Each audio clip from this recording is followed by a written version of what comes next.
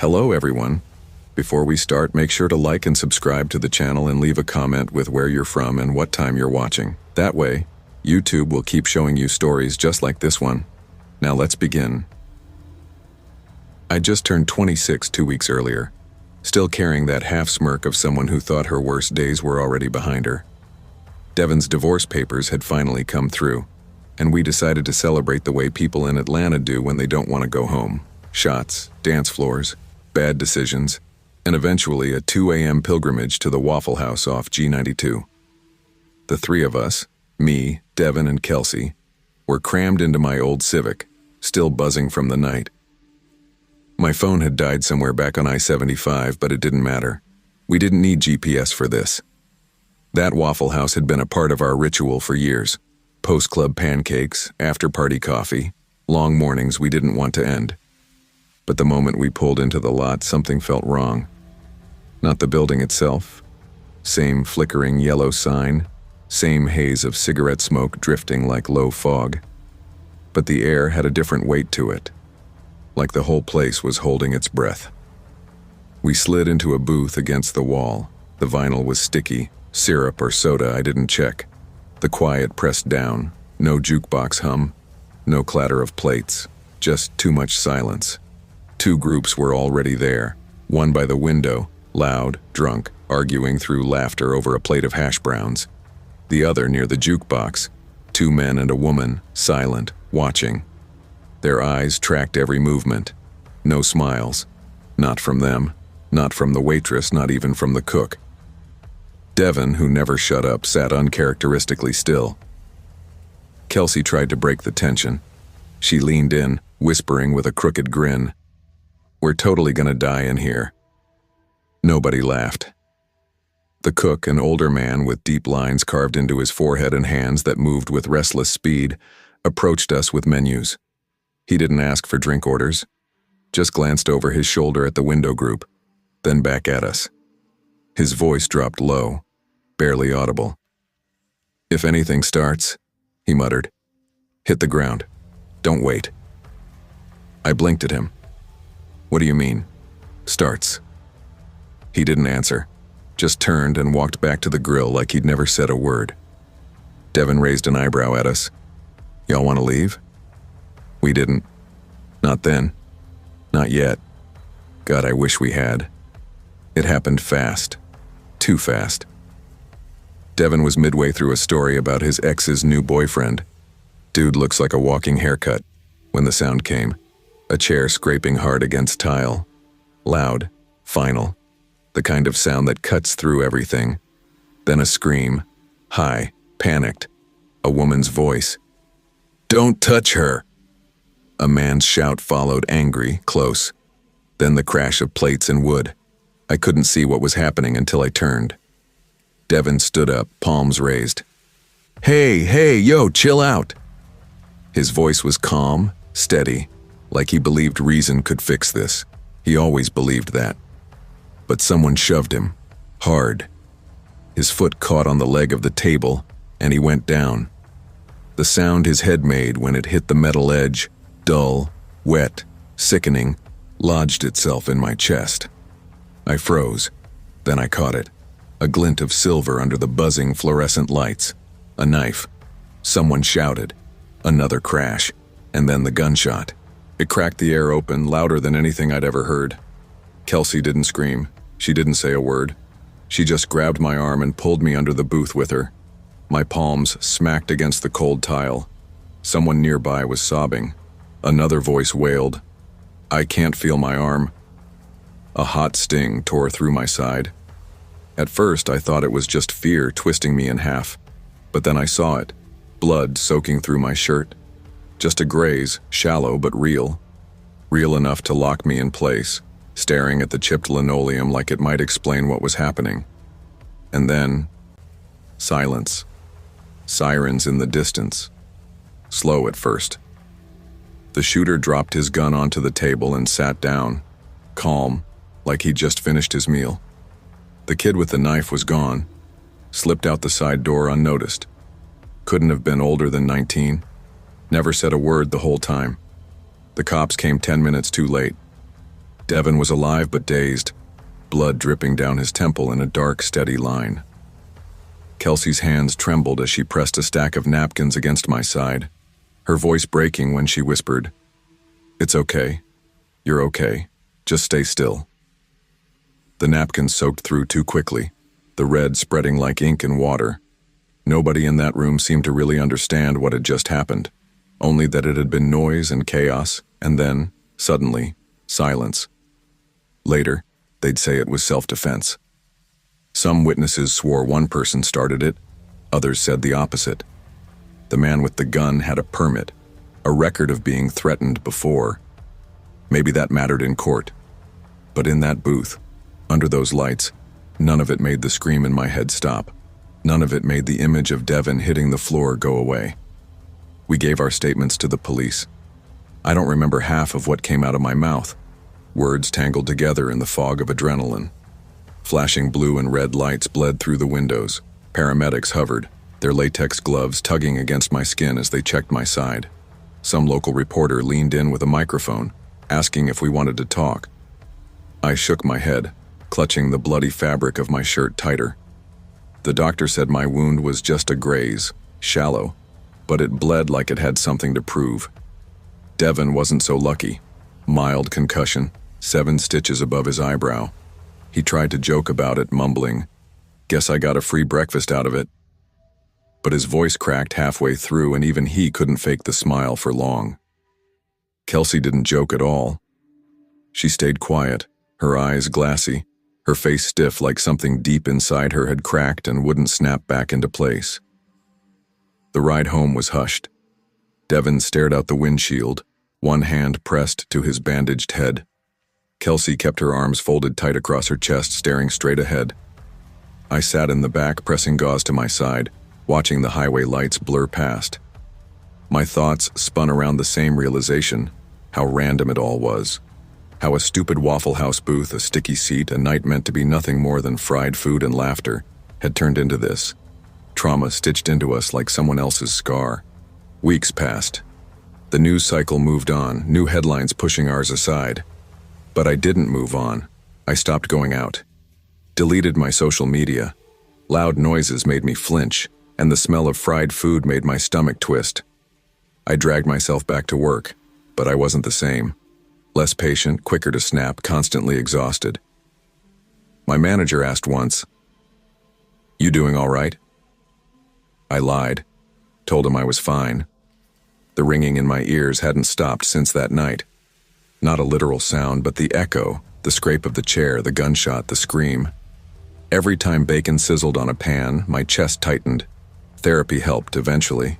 At first, it was just me sitting in silence, staring at my hands. My therapist didn't push, just asked gently, "Do you feel angry?"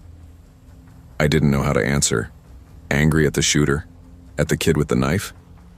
I wasn't. What churned inside me was anger at the randomness, at how fragile peace was, how quickly it could splinter, how a night meant for healing turned into something I'd never stop carrying. Devin and I drifted apart, not out of choice, but from distance.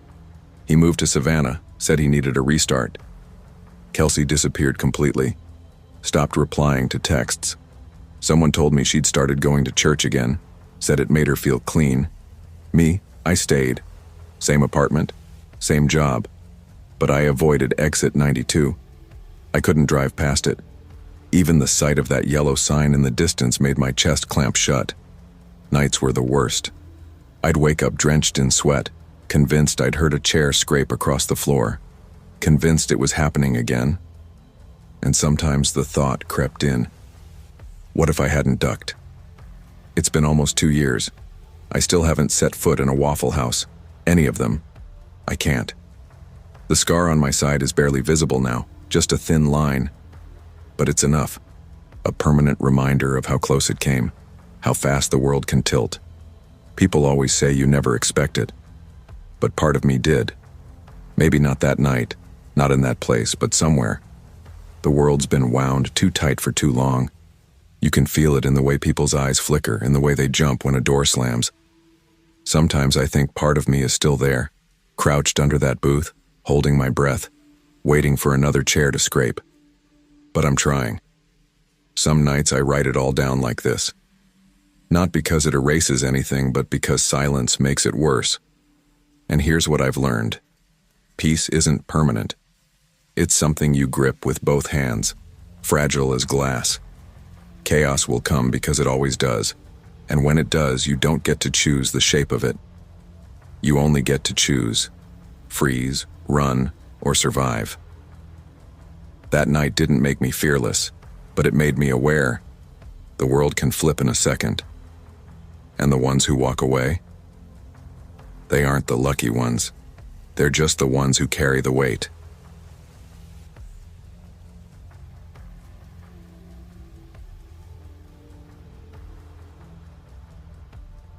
I moved to Lebanon, Tennessee 2 months after we buried my Aunt Leah. Calling her my aunt never felt right. She'd been more of a mother than anyone else in my life, the only steady hand when everything else was falling apart. When the call came that she'd passed in her sleep, stroke, quick and quiet, it hit me like a slow collapse I couldn't brace for. I remember sitting on the floor of my apartment, holding the phone against my ear long after the line went dead, staring at the stains in the carpet, feeling like someone had stolen the roof off my life. She left me her trailer, a single wide tucked behind a line of scrub pines just outside of town.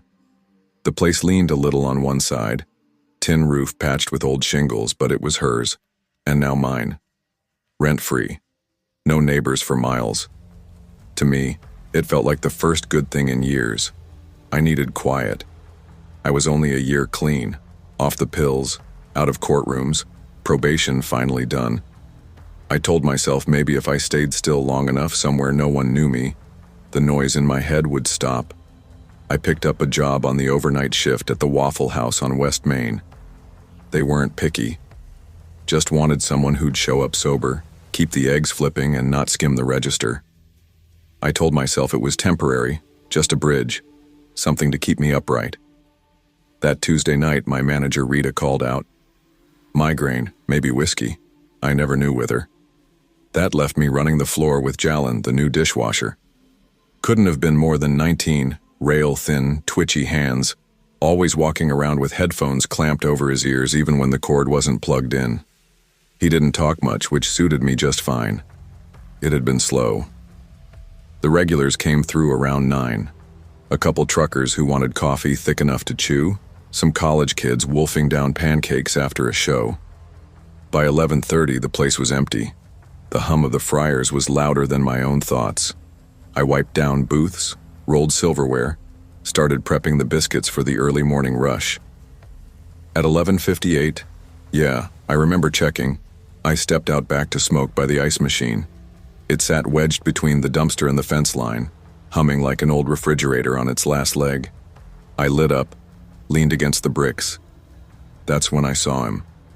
15 feet away, right at the edge of the trees. Hood pulled up over his head, sleeves hanging so low they swallowed his hands.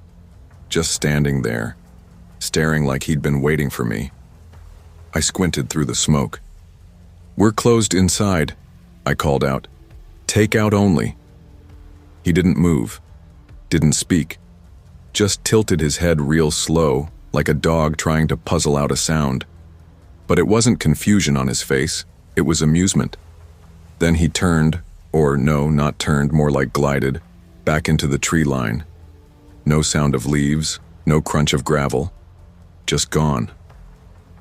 I stood there another minute, cigarette burning down to the filter, trying to tell myself he was just high. Some kid, maybe, or a drunk who'd wandered off the interstate. But the silence afterward had teeth in it. 20 minutes later, Jalen came out of the walk-in freezer. He looked pale, like he'd just been yanked out of a nightmare. "Yo," he said, voice low. "Did you prop open the back door?" "No," I frowned. "You know we don't do that after 10. He nodded slow. "It's open, not cracked, wide open." A chill rolled through me that had nothing to do with the freezer air drifting around him. I pulled the security monitor up on the tablet by the register. We only had 4 cameras. Front counter, cook line, parking lot. and the back lot where the ice machine sat.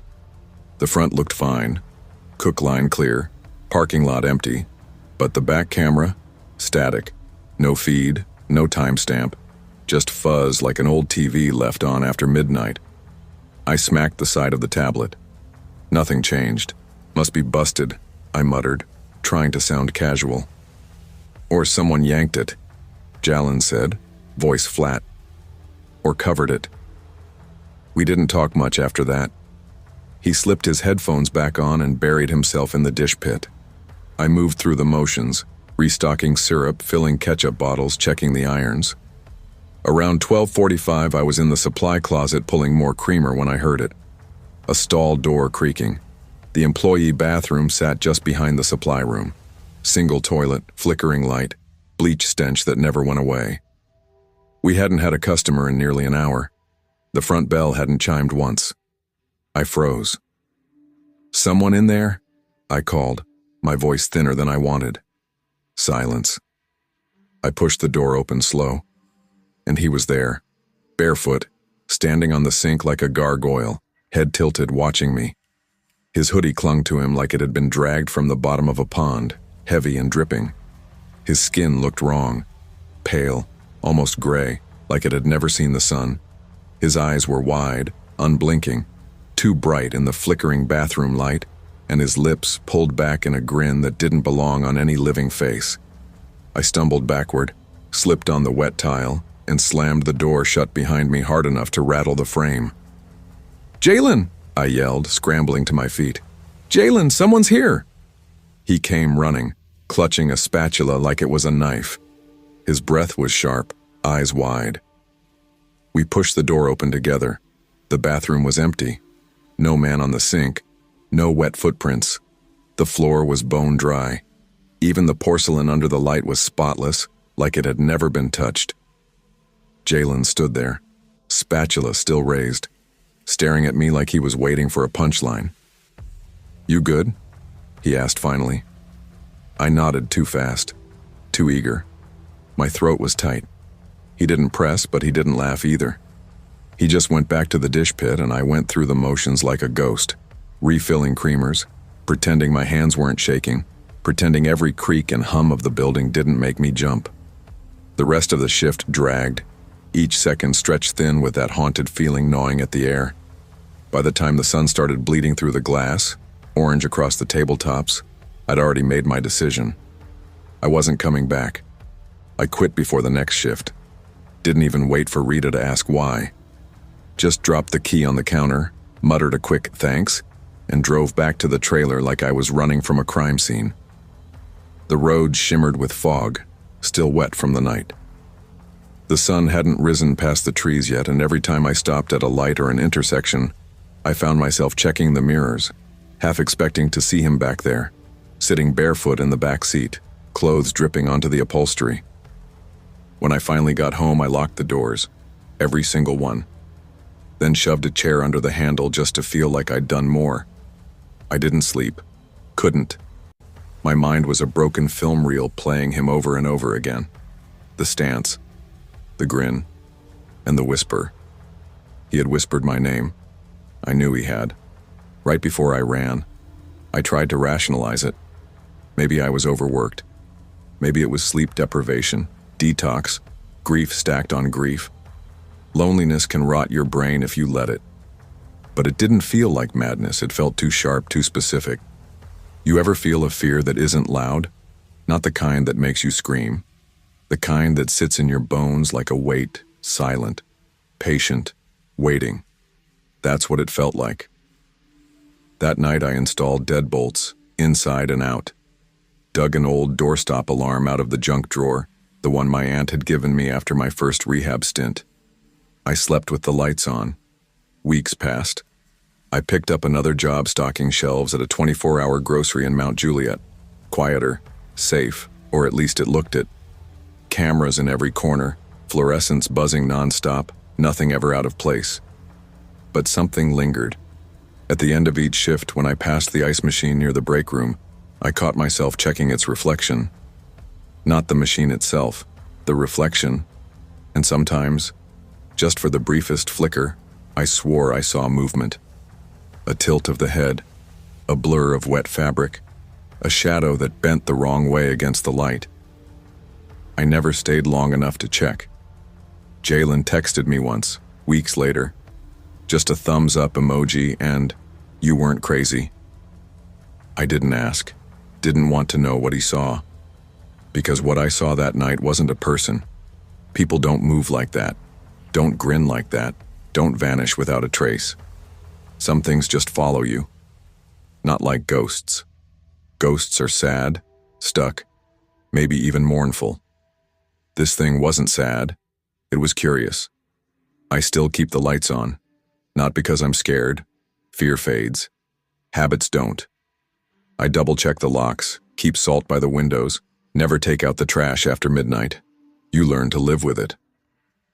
Some nights I wake to the sound of my name whispered against the trailer walls, soft as fog sliding over glass. Maybe it's my imagination. Trauma twists things. But imagination doesn't cast shadows. It doesn't make your blood run cold. I don't tell this story often. Who would believe it? The man behind the ice machine, the barefoot grin. They'd write it off as detox, dreams, or nerves. But if you ever work a night shift and you step outside for a smoke and the air feels too still, don't ignore it.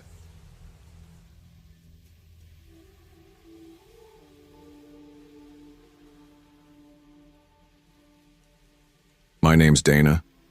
I'm 34, divorced, and I worked, maybe still worked, though I'm not sure anymore, the graveyard shift at the Waffle House off Montague Avenue in Greenwood, South Carolina. At that point in my life, I liked the quiet. Nights had a rhythm I could manage. I'd come in at 9, pour myself a cup of coffee that always tasted like burnt shoes, and settle into the hours.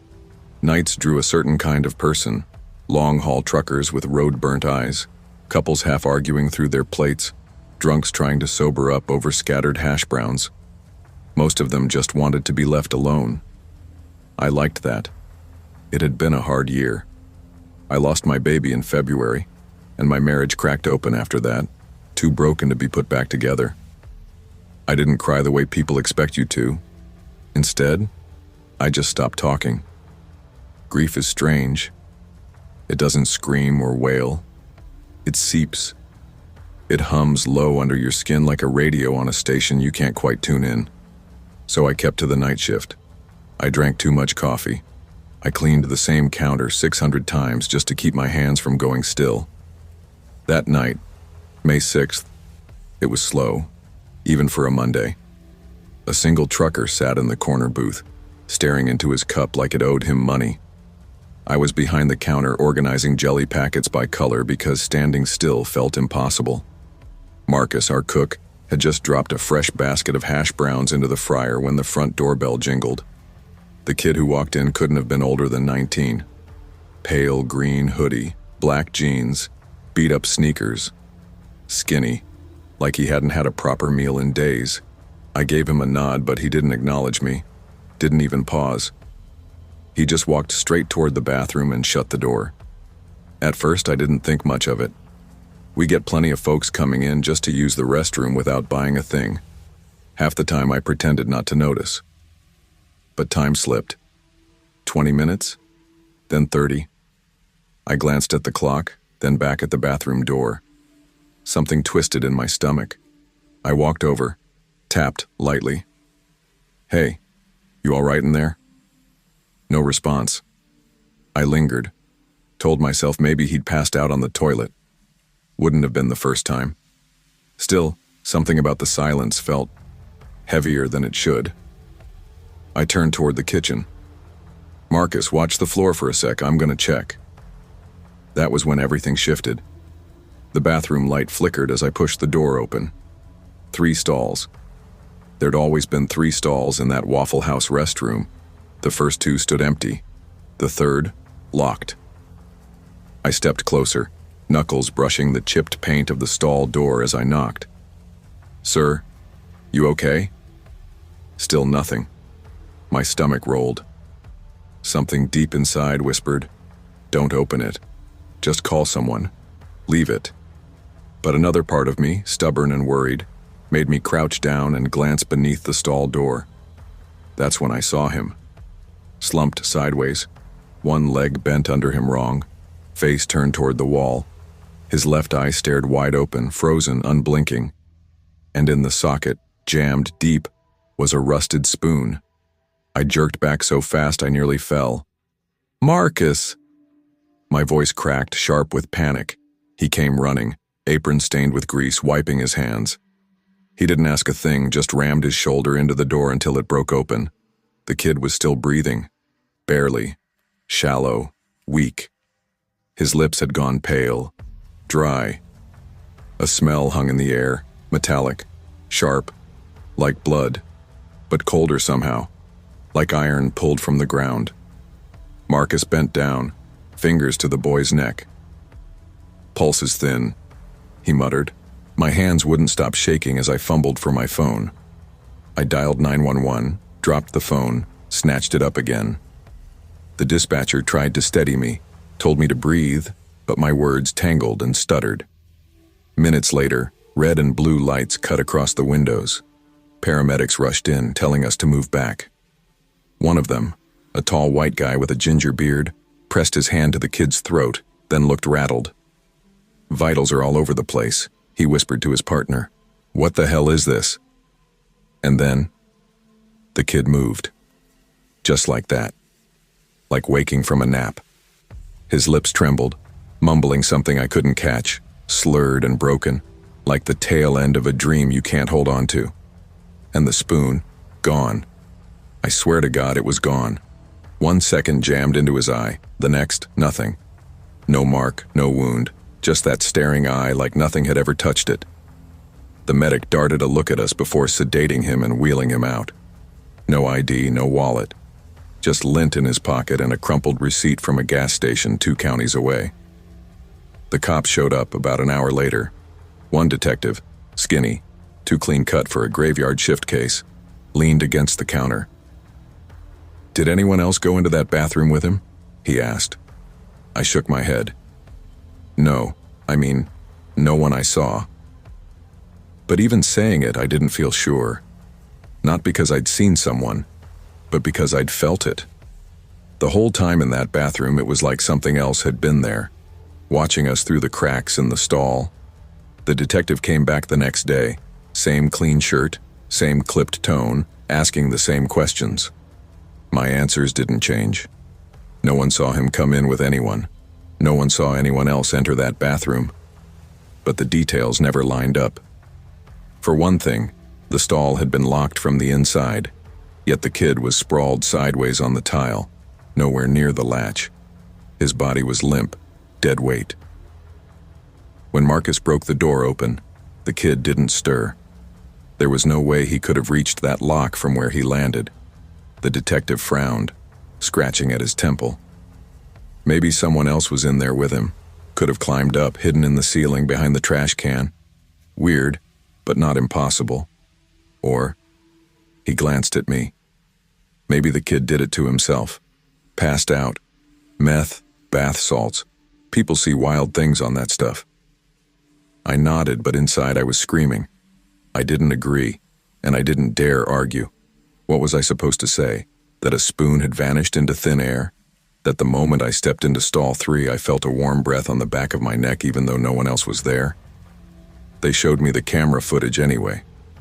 The grainy hallway angle caught the kid walking in. Hood pulled tight, head low.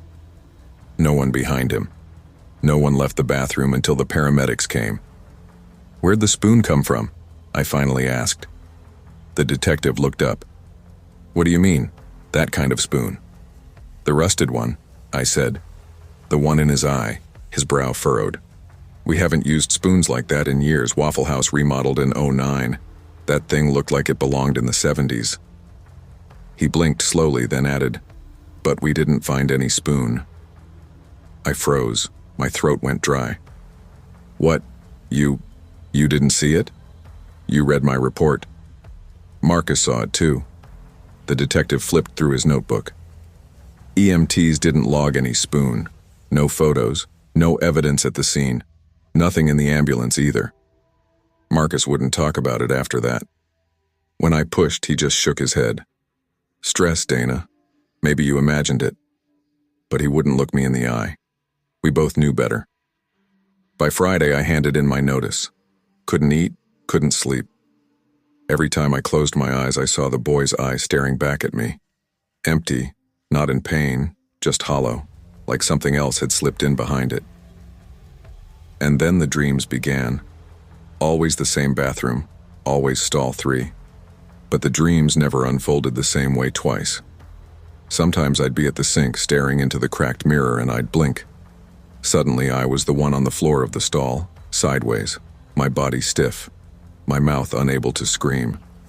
Other nights I'd hear whispering from behind the locked door, a voice small and high like a child's, but layered with something wrong, too many teeth in the sound. The whisper always said the same thing. He never left.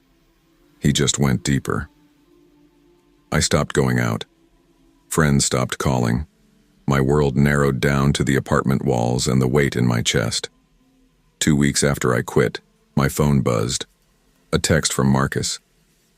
"You still dream about it?" I called him immediately. "Marcus, please tell me you don't mean that." On the other end, silence. Then his breath, uneven. Finally, his voice came through, low and shaking.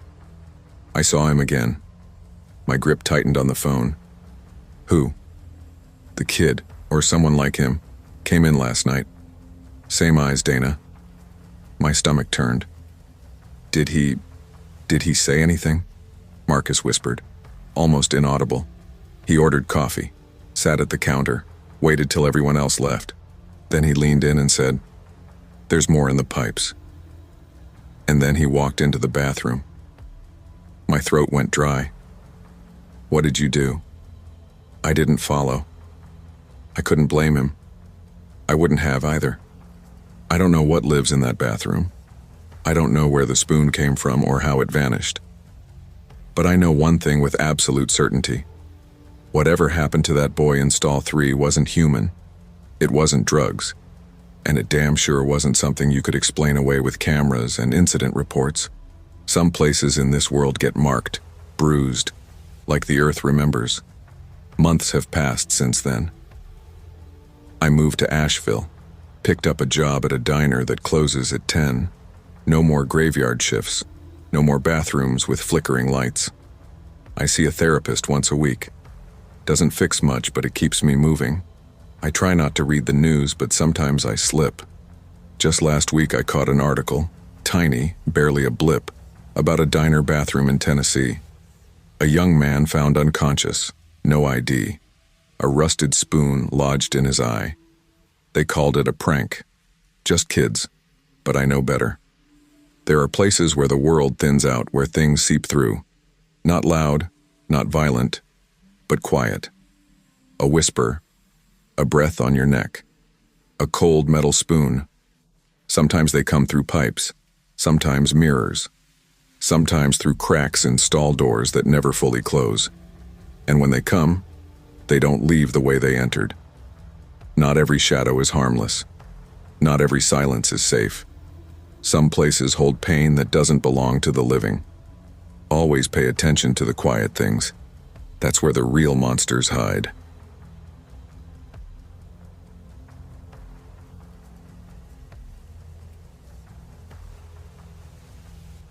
Some stories never straighten out no matter how much time you give them. People will tell you your brain filled in the blanks, that you were just a kid, that trauma does strange things to memory. Maybe that's true for some people, but not for me. I can still smell the burnt coffee and fryer grease, still see the pale yellow lights buzzing overhead. I can still hear the exact sound my brother's voice made when they dragged him out of that freezer. I was 9 years old that summer. Mom was unraveling in her own quiet way, and Dad was already gone. He packed a U-Haul on the 4th of July, didn't even stay for fireworks. Just drove off like he couldn't stand one more second of us. After that, Mom stopped pretending. Dinner turned into frozen trays and foil lids. Everything about her felt muted. So when Cody's 6th birthday came around, she didn't want balloons or screaming kids or frosting stuck to the carpet. She wanted peace. She picked Waffle House, 6301 North Tryon Street. I've never forgotten the address. Strange what sticks. We pulled into the lot around 7:00. The heat hadn't lifted, heavy and wet like the air itself was sweating. The sky glowed pink at the edges, slipping into purple. I remember coloring it on my paper placemat with the little wax crayons they gave us, my hand pressed against the slick Formica table. Cody was bouncing in the booth beside me, knees rattling against the vinyl, his grin wider than his face could hold. Mom looked hollow. She ordered black coffee, stirred it once, and just let it sit. The place wasn't busy. 2 girls sharing fries in a corner, their heads bent together. A man in a gray suit cutting through his meal alone, eyes on nothing. A couple by the window murmuring over their plates. The waitress with a fading star tattoo on her wrist brought Cody a slice of pie with a single candle stuck in it. She sang just loud enough to count. Cody ate it up anyway. He loved being the center of anything. Around 7:30, the jukebox sputtered. A slow jazz tune spilled out, then snagged on itself, repeating the same 5 notes again and again. Mom muttered under her breath. Damn thing's busted. But didn't move. The light over our booth flickered. 2 more in the back hallway blinked out, leaving that end of the diner in shadows. And that's when Cody said it. There's a waffle man. His voice was soft, distracted, as he licked chocolate filling off his spoon. What? I laughed. He pointed toward the kitchen door. Big waffle man. He waved at me. I snorted. You're so weird. But Cody's smile drained, and his face settled into something still and serious. Kids can do that, flip from silly to dead earnest in a blink. He had buttons, Cody whispered, and no mouth. He said I could help him make birthday cake. Mom wasn't listening. She was flagging the waitress for a refill. I glanced toward the kitchen. Nothing. Just the silver door swinging shut behind a cook with a towel over his shoulder. Still, the way Cody's voice wrapped around those words, it stuck to me. It didn't take long for everything to unravel. 15 minutes later, Cody was dipping his finger into a lump of whipped cream. I turned to answer Mom when she asked if I wanted more hash browns. By the time I turned back, the seat was empty. No sound of his shoes scraping. No rush of air like he'd jumped down. Just gone.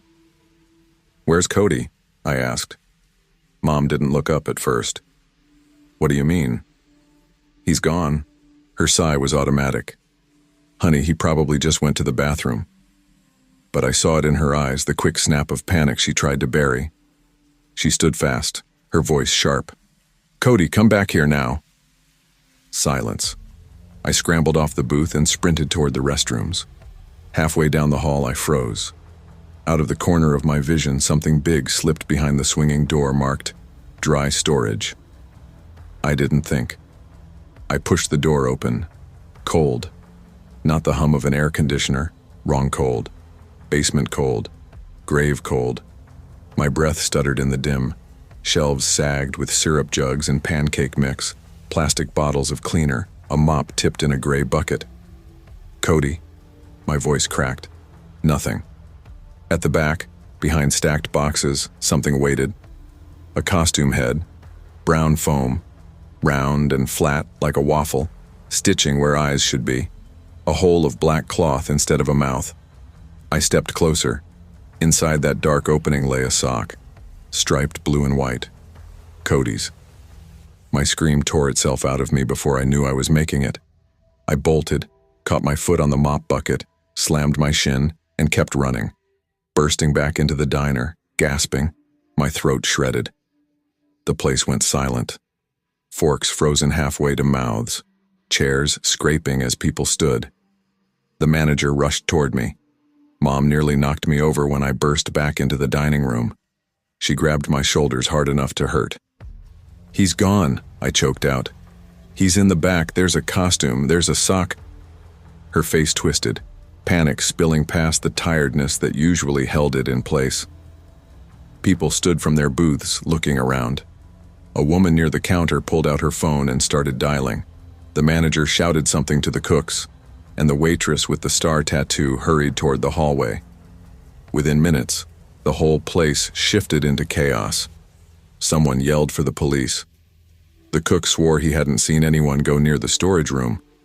The waitress insisted she'd never seen a costume in her life, let alone a man wearing one. But I knew what I saw. Sirens arrived fast, faster than I expected. Red and blue lights pulsed through the Waffle House windows, washing the tiled floor in color. Radios crackled. Flashlights cut through the corners of the diner, beams darting over booths, under tables, through swinging doors. They searched everything, every hallway, every crate in dry storage. 2 hours later, they found Cody. He was locked inside the walk-in freezer. I'll never forget the officer who carried him out. His face was pale, lips pressed tight. Cody was shivering, his skin gray, his lips blue. His eyes looked empty, glazed over, like he'd left the room hours before. When they asked him what happened, his voice came in a broken whisper. "He told me to wait," Cody repeated. "He said the cake was almost ready." Mom lost it. She screamed at the staff, sobbed into Cody's frozen shoulders, clutched him like she could fuse him back into herself. The cops kept pressing questions. Had anyone seen an employee in costume? A prankster? A stranger slipping in? No one admitted to anything. And still nobody could explain how Cody ended up behind a freezer door latched from the outside.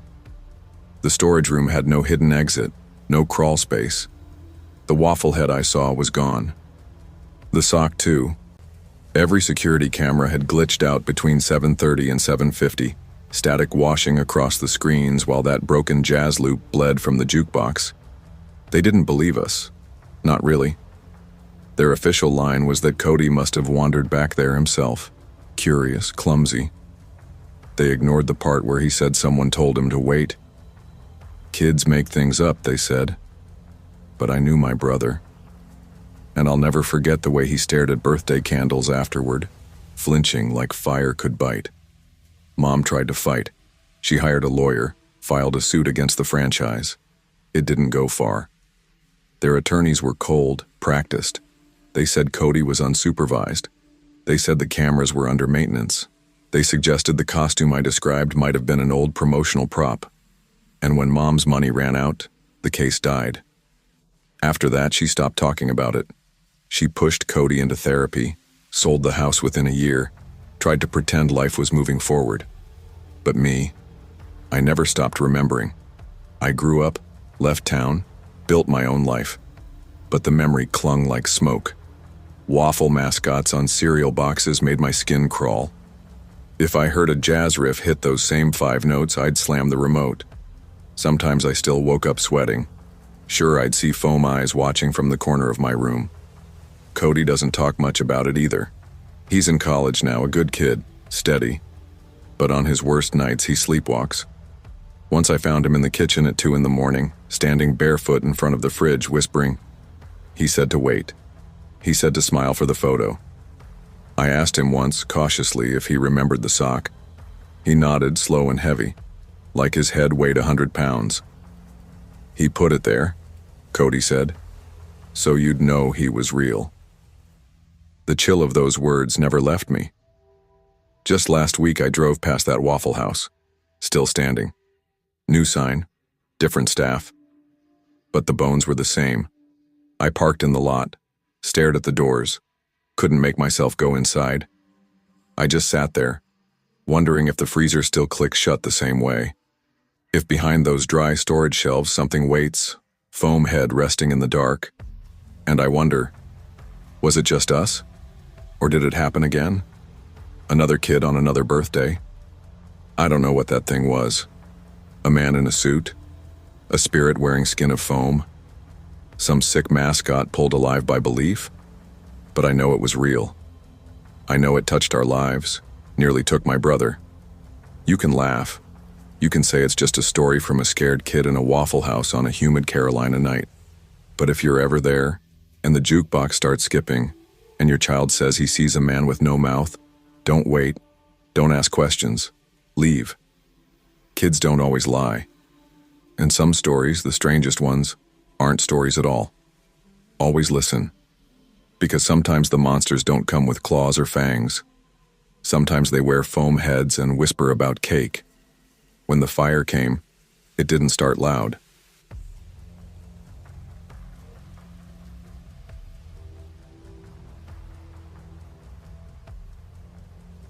It started in the back corner of the apartment in that piece of junk toaster Jordan picked up at a yard sale for $2.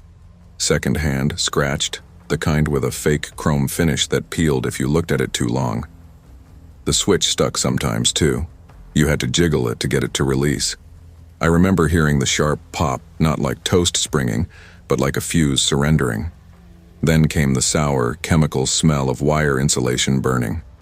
By the time I pushed off the couch and sprinted into the kitchen, the curtains were already curling in on themselves, black at the edges, smoke eating the room. Jordan's voice came muffled through the running shower, shouting my name. We lost everything in 12 minutes flat. Clothes, photos, cheap furniture we barely owned. Gone. That was November 7th. 10 days before the night I still can't stop replaying, no matter how much I want to. Jordan's cousin Ree took us in. His trailer leaned slightly on a patch of dead grass out in Baytown, Texas, maybe half a mile off the service road. One mattress between 3 bodies, no working AC, a busted TV that only managed weather alerts, and some half-demented televangelist with a microphone too close to his mouth. But the trailer door had a lock, and that counted for something. I needed work, badly. Not for rent, we weren't paying any, but because sitting still made me sweat until my chest burned like I was still breathing fire. So when I saw the hand-painted, now hiring night shift sign taped crooked in the window of the Waffle House off exit 245, I didn't hesitate. I walked in and asked for the manager. The guy didn't even look up from his clipboard. You know how to shut up when it's slow? I blinked. Yeah. Can you lift 30 pounds without crying? Sure. He shoved a yellowed polo shirt at me, 2 sizes too big. You start tonight. Just like that, I became the 11 p.m. to sunrise guy. The first few nights blurred together. I wiped sticky rings of syrup from laminate tables, tried not to breathe too much of the grease fog air, and kept invisible while drunk teens drowned their waffles in ketchup and half-dead truckers sipped coffee like it was medicine. It wasn't glamorous, but my hands stayed busy, and that helped keep the fire memories from choking me. Jordan said I didn't laugh anymore, that my voice sounded hollow. I told her I was just tired. She didn't buy it, but she didn't push. Then came Friday, November 17th. The night I learned some people don't walk away from losing everything, not really. They keep breathing, keep moving, but something essential inside burns out and never comes back. I thought I was the only one like that. I was wrong. It was 10:45 p.m. when he came in. The door chime was busted, so I didn't hear him. I only noticed his reflection in the chrome of the toaster behind the counter, something that didn't belong. A man, navy blue suit, collar loose, shirt wrinkled, but no shoes. Bare feet, pressing into the greasy tile like he owned it. He moved slowly, each step deliberate, like a pallbearer carrying something heavy you couldn't see. His smell hit first, stale gin left open in the sun. I was crouched behind the counter, restocking the soda cooler, when he slid onto the middle stool. No glance at the menu, no request for coffee, just sat there, still, watching me. Night shift gets weirdos.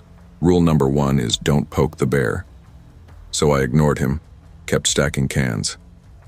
He waited, and waited.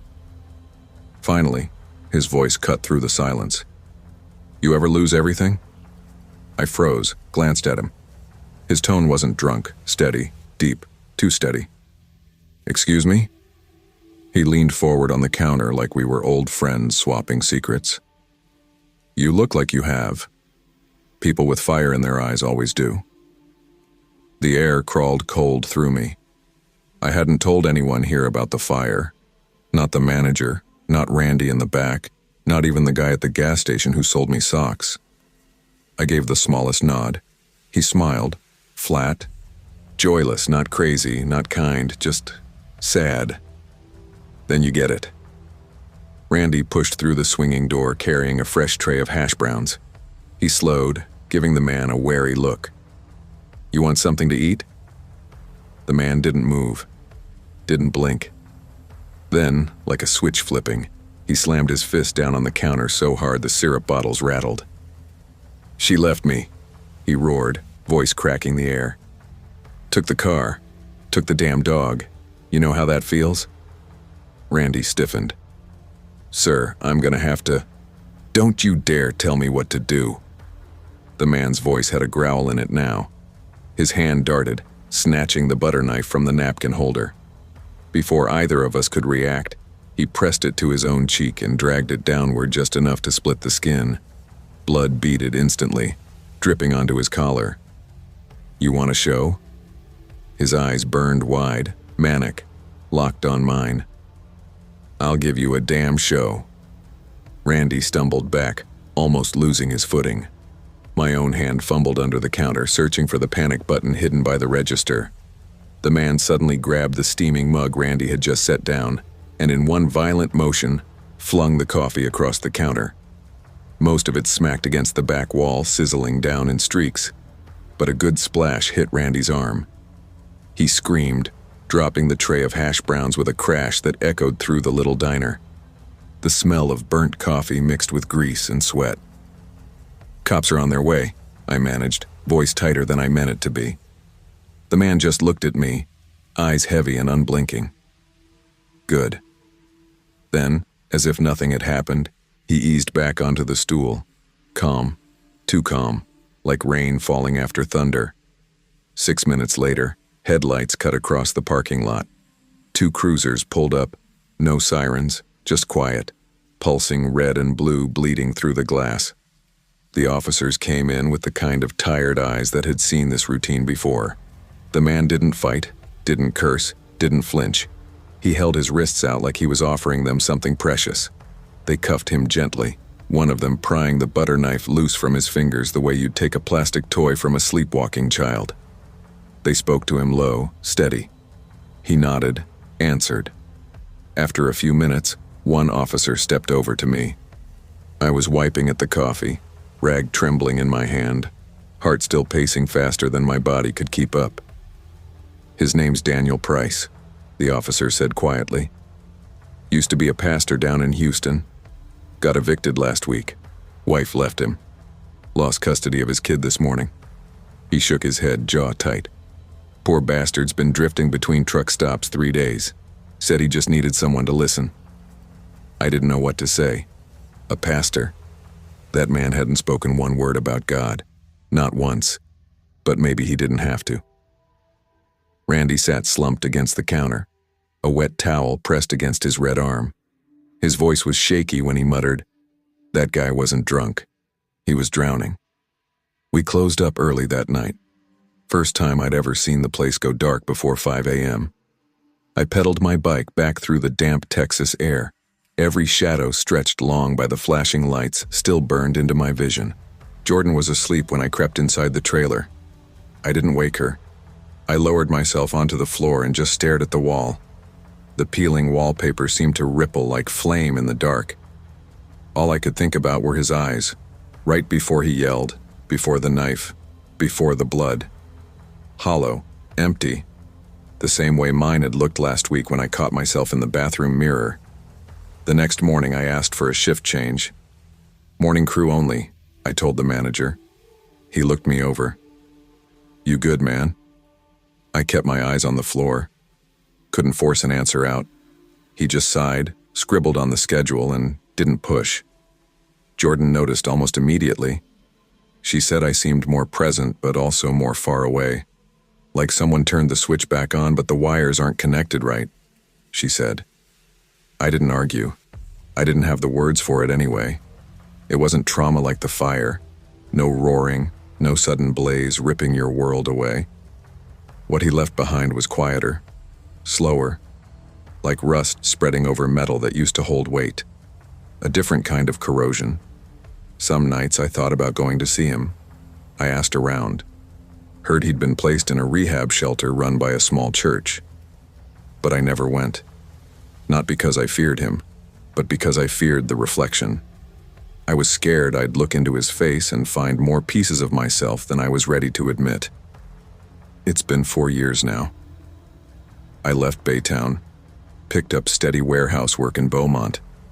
Jordan and I faded apart, not screaming, not angry, just burned out silence until one day we weren't together anymore. She said I stopped laughing again. Maybe she was right. Sometimes I still drive past that Waffle House off exit 245. Looks the same. Yellow glow bleeding into the night, trucks lined in the lot. I think the same manager still runs it, but I never step inside. Haven't touched eggs since that night. Not because of what happened exactly, but because every time I smell them, I see him. That man, Daniel Price, sitting shoeless in the middle stool, cracking open in front of strangers, bleeding grief across a cheap laminate counter like it was the only language left in him. And the worst part is, I understood. Fire doesn't just take your home. It strips away the blueprint of who you thought you were, leaves nothing but fragments, a reflection in a greasy diner window, a face gone hollow, a butter knife in your own hand before you even realize how tightly you're gripping it.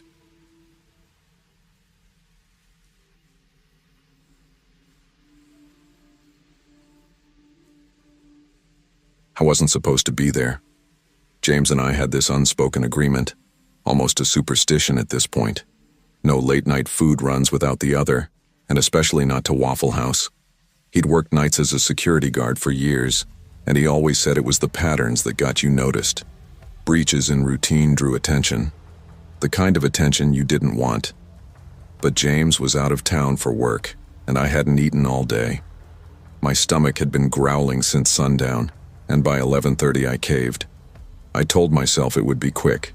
Coffee, some hash browns, maybe eggs if I felt guilty enough. In and out before midnight. Normal. The Waffle House lot on the edge of Mon was almost deserted when I pulled in. Just 2 SUVs and an old faded sedan parked under the flickering yellow lamps. That kind of light that makes everything look like a crime scene photo. Inside was colder than I remembered too. Fluorescent bulbs buzzing overhead in broken rhythm, shadows nesting in the empty booths around the perimeter. I slid onto a stool at the far end of the counter, as far from the door as I could get. The waitress looked like she'd been working since the 90s without a break. Early 40s maybe, but the exhaustion in her eyes made her seem older. She just nodded at me when I sat down. No, how you doing tonight? Or fake smile. Her shoulders sagged like she was carrying the whole building. Hash browns, I said quietly. Scattered, smothered, covered, and 2 eggs, over easy. She scribbled without looking up, turned, and shuffled toward the grill. I pulled out my phone, pretending I had something urgent to focus on. I texted a friend, "Made it here. I'll be fine, just hungry." But every time I lifted my eyes from the screen, I caught it. Movement at the corner booth. 3 men sat there, all of them in black hoodies, heads tilted at the exact same angle, elbows on the table, hands clasped in front of them like they were in prayer. None of them spoke. None of them blinked. Just stared at me. The hairs on my arms rose. Their stillness was unnatural. Too synchronized, like they were following some script I didn't know. Even the way they breathed seemed to match the erratic pulse of the buzzing lights above us. I forced myself to look away, but the weight of their attention pressed down on me. I tried to normalize everything, arranging my napkins, sliding my feet against the tile, counting my breaths like I was in some kind of meditation exercise. Behind the counter, an empty coffee pot sat steaming faintly, its spout swirling vapor that reminded me of ghosts. I thumbed a quick text to James. "Just grabbing something quick. Be home late." No response. He was probably in the air already. The waitress set my plate down, but I barely glanced at it. My appetite was gone. I couldn't eat under the gravity of those 3 pairs of eyes. I fumbled my card onto the counter and signed the slip without thinking. Paid before my first bite. As I stood, one of the men finally moved. His lips twitched, a whisper low enough I almost thought I imagined it. "She doesn't wait long." I froze, My pulse thumped against my ribs, hard enough it hurt. For one heartbeat, I stood there staring at the floor tiles. Then I forced myself to walk. The front door was heavier than I remembered, like the whole place was holding me in. When it finally gave, the night hit me all at once. Thick and rushing, like water flooding a room. The lot looked emptier than before, just one orange glow bleeding from a crooked street lamp near the dumpsters. And under it stood a man. Long coat, pale face, slick dark hair, too tall, too thin, like his bones didn't fit his body. He hadn't been there 30 seconds ago, and once I saw him, I couldn't unsee him. I swallowed, heat and ice clashing in my chest. Instinct screamed, "Don't stop, don't look, just get in the car and go." I moved fast, trying to seem casual, but my steps were too loud in the silence. My hand shook when I gripped the car door. That's when I heard footsteps behind me. One of the hooded men had followed me out. The rhythm of his walk echoed across the empty lot. I kept my head down, fumbling with my keys, pretending not to notice. He stopped just inside the glow of the entrance. And then, quiet, soft enough to blend with the wind, I heard him say, "No louder than a breath." Too soon. My heart plummeted into my stomach. The way he said it, it wasn't just to himself. It was meant for me, like they'd been waiting for this exact moment, rehearsing it. I threw myself into the car, slammed the lock down. My chest heaved as I looked back through the windshield. They were all outside now. All three of them standing shoulder to shoulder under the glowing sign. Perfectly still. Arms straight at their sides. Faces lost in shadow but aimed directly at me. No blinking, no shifting. Just waiting. I eased out of the lot slow enough not to draw attention, but my hands were trembling against the wheel. In the rearview mirror, their figures stayed in perfect formation until the building shrank away behind me. I didn't breathe until I hit my exit 3 miles down the highway. I never told James. How could I? Without video, without a witness, it sounded paranoid. Like I'd imagined it. When he texted later, asking if I'd eaten, I lied. Said I felt sick and skipped dinner. He sent a string of concerned emojis. I replied with a heart and left it at that. But I haven't been back to that Waffle House since. That night, I dreamed. I was back in that booth, not just remembering it, living it. The dream made everything slower, heavier. The fluorescent lights buzzed like an insect caught in syrup, their pulse dragging my heartbeat down with them.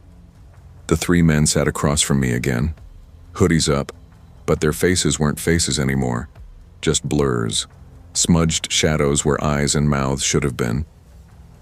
The waitress appeared, silent, balancing a pot of coffee.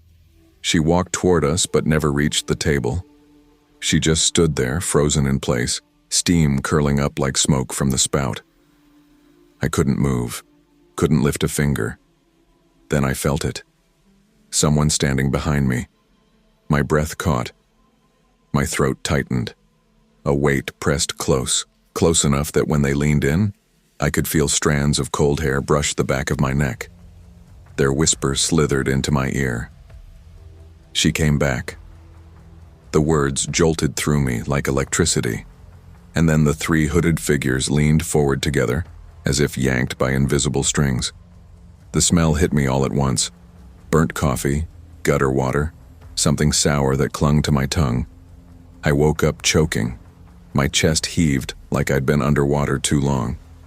The next morning I felt hollow. Not tired. Emptied. I moved through the day like I was half there, avoiding mirrors, double-checking locks, jumping at every small sound. Every time I shut my eyes, even to blink, I tasted that diner on my tongue.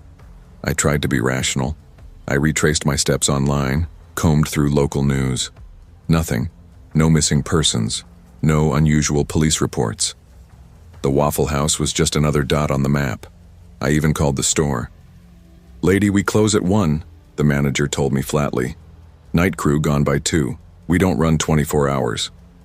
I hung up without correcting him. What was the point? Days went by.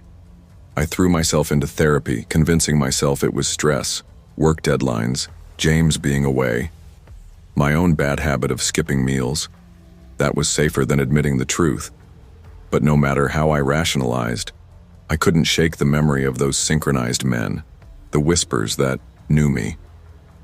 Finally, I reached out to someone, a local historian who collected stories of haunted places and urban legends.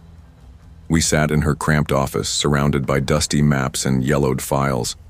She listened as I told her about the Waffle House, the lot, the highway stretch. "Any events before or after?" she asked. "Unexplained deaths, disappearances, anything like that?" I shook my head. I didn't tell her about the whisper. Not yet. She leaned back in her chair, eyes narrowing. "There's an old story tied to that corridor," she said. "Decades ago, there was a house fire near Macon's Highway. A family of 4 died inside. Only one daughter escaped. But some say she returned, not to live, not to mourn, just to wait." "Wait for what?" I asked. "For someone," she said simply. "People claimed they'd see her near diners and gas stations late at night. Not alone, though. With others, shadows, figures. They'd sit or stand, staring, repeating words that felt like they were meant for you. And if you were unlucky enough to be alone, the whisper would follow." She came back. You did too. Later that night, I Googled everything I could. Buried in some county archive, I found a record for Iris Harrow, died 1974. Cause of death: intentional self-immolation. The only photo was grainy black and white, a girl of 9 or so standing in front of a burnt trailer. Her dress, plain, old-fashioned, looked too familiar. I couldn't place it at first, but the longer I stared, the more it felt like I'd seen it before.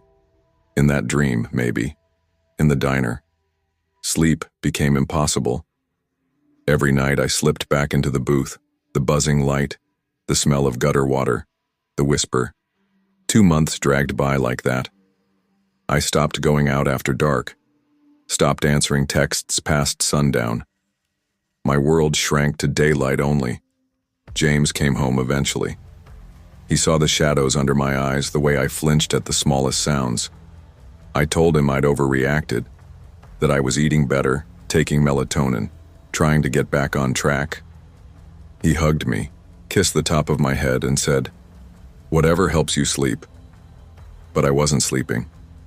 Sometimes I drove past the Waffle House just to prove to myself it was still there. And it always was. Lights buzzing, seats empty, a haze of fluorescent glow bleeding into the night. Every time I told myself not to look, but I always did, and every time I saw them. 3 figures standing beneath the sign, perfectly still. I've even tried snapping pictures. The photos always come out grainy, unfocused, nothing visible, nothing I could show anyone. But I feel it. Every time. The whisper pressing against me, waiting for me to listen. I don't go inside anymore. Not even with James. I just tell him I'm not hungry and he smiles gently, offering pancakes in the morning. But the dream hasn't stopped. Tonight I'll lie in bed pretending to sleep, and I'll feel the weight of that booth again. The hooded men waiting across from me. And then her, the girl, standing behind me close enough that I can feel the cold sweep of her breath as she whispers, "She came back." Some places hold memories that don't belong to us. They remember pain, grief, promises never kept. If you stumble into them alone, those memories notice. And once they notice, they don't forget. If a place feels watched, leave. If you hear whispers you can't explain, don't ignore them. They're not warnings. They're invitations.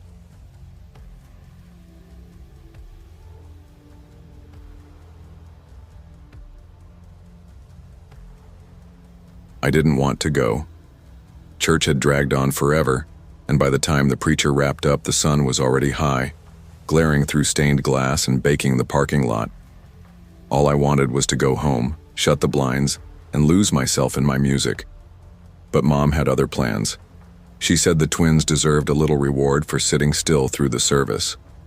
Good behavior means pancakes. she declared, all bright and cheerful. And that's how I ended up in the passenger seat, sulking, while she steered us into the Waffle House just past noon. I was 13, old enough to think I was too cool for syrupy bribes and way too old to sit through small talk about Sunday school. My flip phone sat open in my hand, screen scratched, the act of scrolling through nothing making me feel older, distracted, untouchable. The diner was packed, plates clattered, silverware scraped against ceramic, ice rattled in tall glasses of soda. A waitress shouted an order over the hiss of the griddle. The smell of bacon and burnt coffee clung thick in the air, mixing with maple syrup puddled on tables, reflecting the buzzing ceiling lights.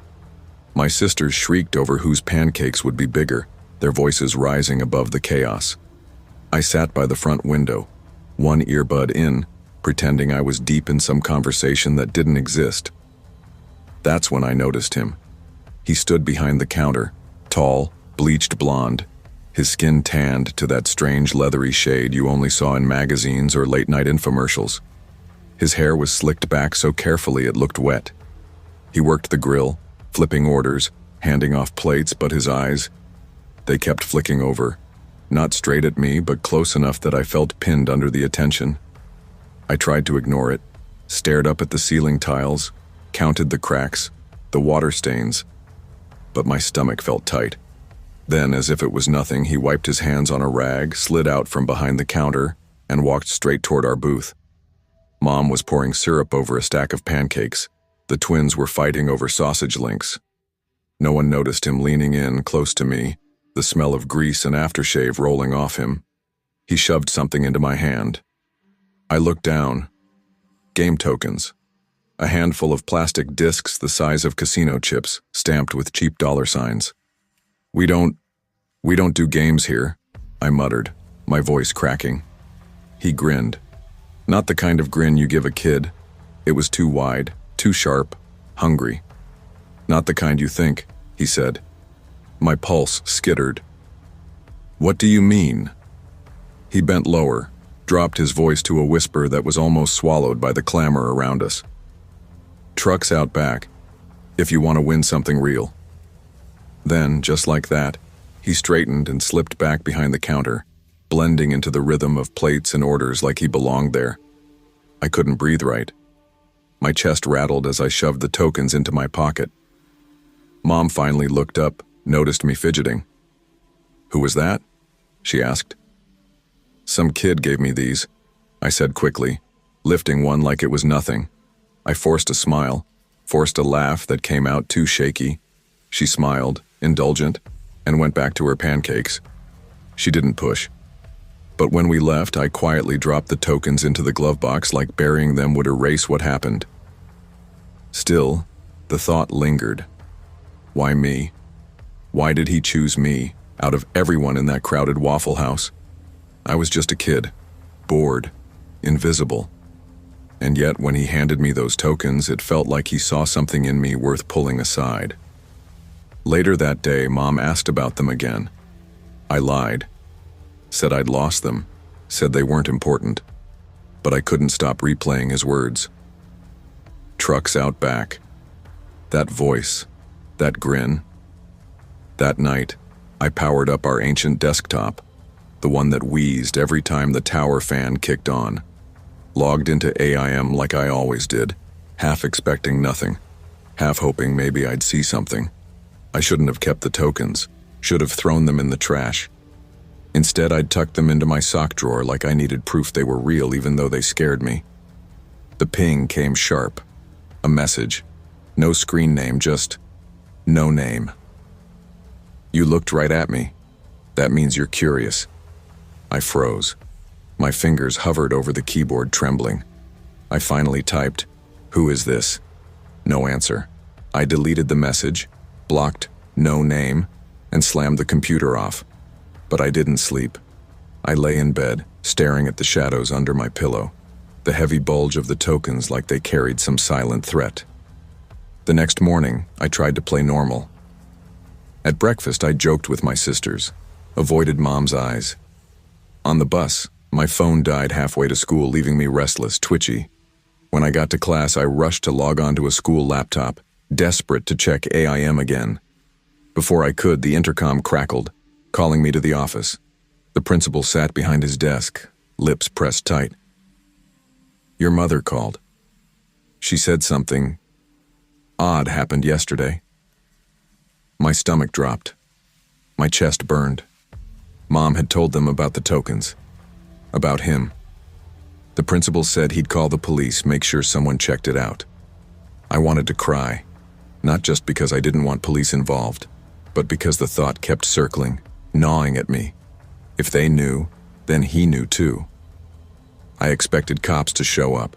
I expected questions, patrols, something. But nothing ever happened. No calls came, no follow-up questions. The principal just told me I'd done the right thing, like it was settled. Days blurred into one another, morning routines and after-school homework. Until the afternoon, I stepped off the bus and nearly walked straight into it. The truck. It sat across the street from our apartment complex, dented with rust spots blooming across the sides, a cracked windshield like a spiderweb frozen in glass. A faded bumper sticker on the back read, "Waffle House Family." My heart stuttered because it was exactly what he'd promised. Something real. I froze on the sidewalk, backpack slipping off one shoulder. My breath hitched so hard it hurt. My thumbs shook as I texted Mom. She rushed out within minutes, her hair still damp from the shower. I pointed at the truck, words spilling out. By the time the police arrived, he was gone. No driver, no footprints leading away in the dust, no note tucked under the wiper, just the truck itself. Except there was one thing, the clue. A single plastic token jammed between the dash and the seat. I snapped a photo before the officer pulled it out with gloved fingers. I sent the picture to the detective handling our case. He looked at it, then at me, with a strange mixture of sympathy and distance. His voice was calm, almost bored. He called the Waffle House, asked about the man. The manager said they'd let him go weeks ago. Boundary issues was the phrase. They couldn't even confirm his real name. No charges, no details, just a misunderstanding. The detective waved me off, patted my shoulder like I was some kid with an overactive imagination. He dropped the token into an evidence bag and left. I went home that night feeling smaller than I'd ever felt in my 14 years. Because nothing about that man, his stare, his whisper, his sudden appearances, made sense. Nothing except the tokens. And now one of them lived in an evidence drawer while the others waited in my room like a clock ticking down. Life didn't stop though. School pulled me forward. Friends, soccer, homework, laughter in hallways. But the token in my desk drawer haunted me. Every time I turned the key, I saw his grin in my mind's eye. Then one evening, my phone buzzed. A text. Curiosity bites. This time it wasn't AM. It came from a burner number. I nearly jumped out of my skin. My hands fumbled so badly I almost dropped the phone. My reply was quick, desperate. "Who are you?" Silence. No reply. I told Mom I'd changed my number, brushed it off like I wasn't hungry for more of his games, but at night, lying awake, I couldn't stop replaying it all. The clatter of the diner, the slick tokens pressed into my hand, the truck waiting across the street. I saw him in my head, his long coat shifting in streets with no wind. I imagined him sliding tokens into glove boxes, tucking them under pillows, always watching for someone young, someone curious. It felt less like an invitation and more like a trap, a way to prove he could slip through the ordinary world and make it bend around him. Senior year came. I grew taller, sharper, less easy to sway. I locked my phone, changed codes often, refused to go near that Waffle House ever again. The tokens stayed locked in my drawer, but sometimes late at night I'd pull them out, run my thumb along their ridged edges, remind myself I escaped. When I finally left for college, I boxed them up and mailed them back to the Waffle House address with nothing but a note. Stop. I never saw the truck again. No more burner texts. His face never reappeared in crowds. But his grin is still with me, stitched into my memory. And what lingers more than his grin is the feeling of being chosen. Not in a good way, but in the way prey gets chosen. He didn't need to shout. He didn't need to grab. Just a whisper, just a token. And suddenly, my world bent around him. I learned then that ordinary places can hide strange people, that small tokens can carry enormous threats, that if a stranger offers you something strange, especially when you're just a kid, it's not curiosity they're feeding, it's control. And the scariest ones are never the ones who scream. They're the ones who lean close and whisper, knowing you'll hear them for years.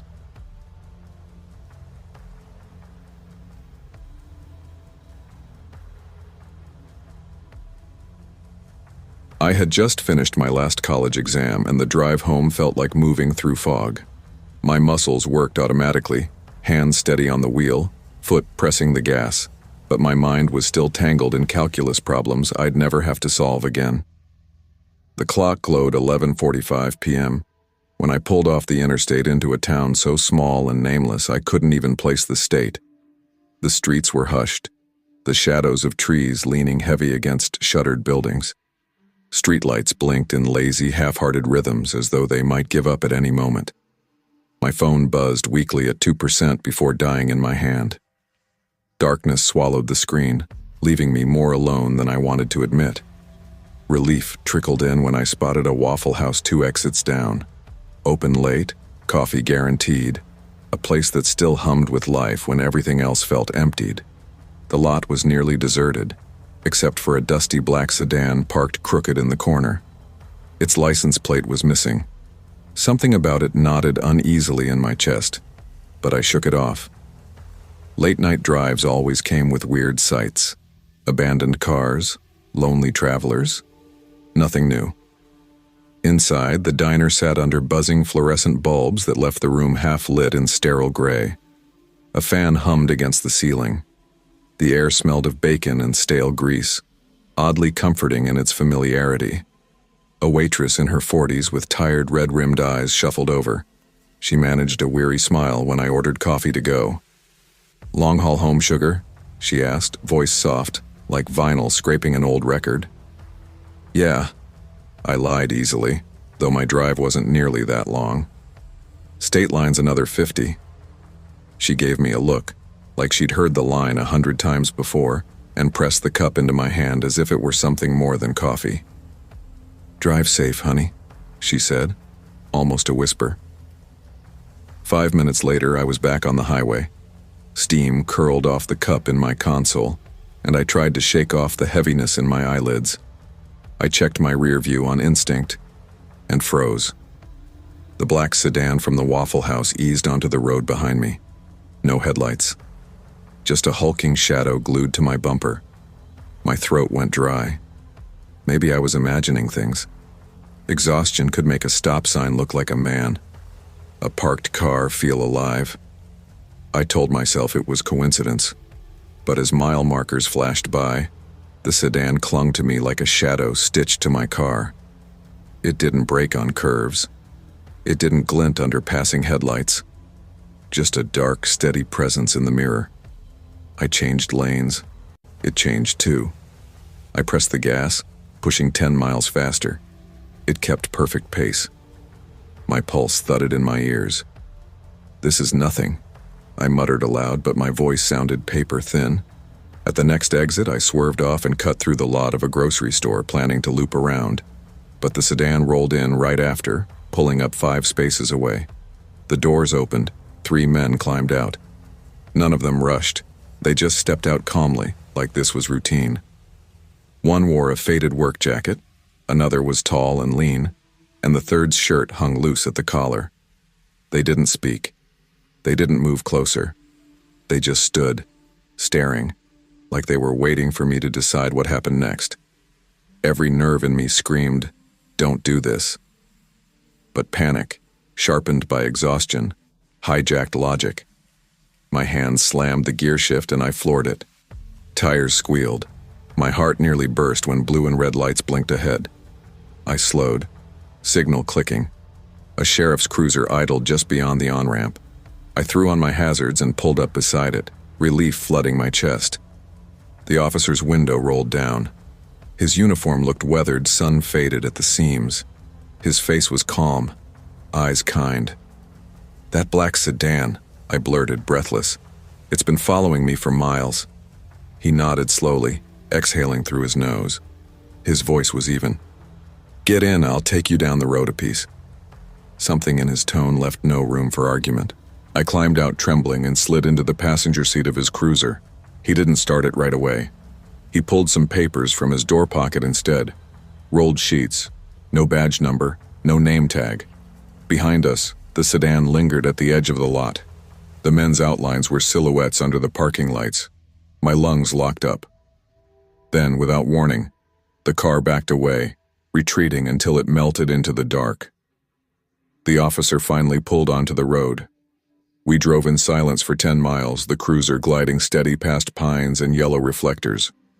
I studied his profile, the firm line of his jaw, his hands calm on the wheel. He didn't turn on the radio, didn't ask me questions. The quiet was heavy, but somehow I felt safer than I had in hours. He pulled off near a rest area, stopped under the dim glow of a shelter light. Slowly, he stepped out, walked to my window, and tapped the glass. My stomach clenched. I rolled it down an inch. "You're safe now," he said. His voice was gentle, practiced. "But next time, don't stop in towns where no one knows your name." He smiled, calm, careful, and walked back to his cruiser. His taillights burned red a long blink before vanishing into the distance. I sat frozen in my car, fingers clenched on the steering wheel. Eventually, I forced myself back onto the highway, eyes pinned hard on the road, headlights sweeping endless black. By dawn, I was home. I collapsed into bed, staring at the ceiling as sunlight carved across my room. Sleep wouldn't come, neither would wakefulness. A soft knock at the door. My roommate Jess peeked in. "Everything okay?" "Yeah," I said automatically. My voice cracked. She didn't believe me, but she let it go. Class started Monday. In the daylight, the fear dulled, replaced with shaky gratitude. But something lingered, a tension like someone else's glove tucked into my pocket, foreign and unsettling. At breakfast in the cafeteria, I told an older friend about the night. My words spilled too fast, nervous. "Did you get a badge number?" she asked, brows furrowed. "No." "A name?" "No." Her frown deepened. "Why did he say that thing? About towns where no one knows your name?" I shrugged, helpless. She leaned back, uneasy, but didn't press further. I tried to chalk it up to exhaustion, a hallucination brewed by caffeine and fear. But every time I closed my eyes, I saw it again. The sedan in my mirror, the doors opening, 3 silent men standing just steps away. By Monday night, sitting in class, I couldn't focus. My nerves were raw, stretched too thin. Every buzz of my phone made me flinch. My eyes darted to the door, half expecting it to open and for those men to be there waiting. What if they had followed me here? What if they were still waiting? I avoided late-night study sessions altogether. Even in broad daylight, I found myself taking the campus security shuttles just to cross a few blocks. At home, I kept the curtains drawn tight. The world felt like it was leaning in, and I didn't want to give it an inch. Tuesday afternoon, walking past the row of campus mailboxes, my stomach clenched. A sheriff's cruiser sat parked nearby, driver's seat empty. My chest hammered until I realized it belonged to the county office stationed 40 miles away. Probably just someone passing through on assignment. I forced myself to exhale, but the relief didn't last. Wednesday morning, I found something slipped under my door. A small white card folded crisp, corners sharp. No handwriting, just one word printed in neat blue type. Safe. The sight drained the blood from my body. My hands shook as I unfolded it again and again, searching for smudges, fingerprints, crease marks, something human. But the card was pristine, blank, except for that word. Safe. As if someone had placed a vow at my feet. That night, I didn't sleep. I scoured forums, county records, sheriff rosters, looking for a match to the man in the cruiser. No badge number fit, no names lined up. Every department had gaps, but none explained him. What I found was worse than nothing. A generic silhouette with no trace of reality. Friday afternoon, I stood at the library window, fists pressed against the sill, watching the campus roads like a hawk. My phone dinged. A new message. You drove past woods last night. Did you feel eyes on you? The phone slipped from my hands and clattered against the floor. No name, no signature, just a question that landed like a threat. My palms went clammy. Why was this turning into a game? And who exactly was playing? I tried to laugh it off, left the library, grabbed a coffee at the student union, then dinner at a freeway diner. Takeout only. I couldn't stand to sit inside with strangers. Every window I passed, I checked for silhouettes watching. Saturday morning, Jess asked if I'd go to brunch with her cousins.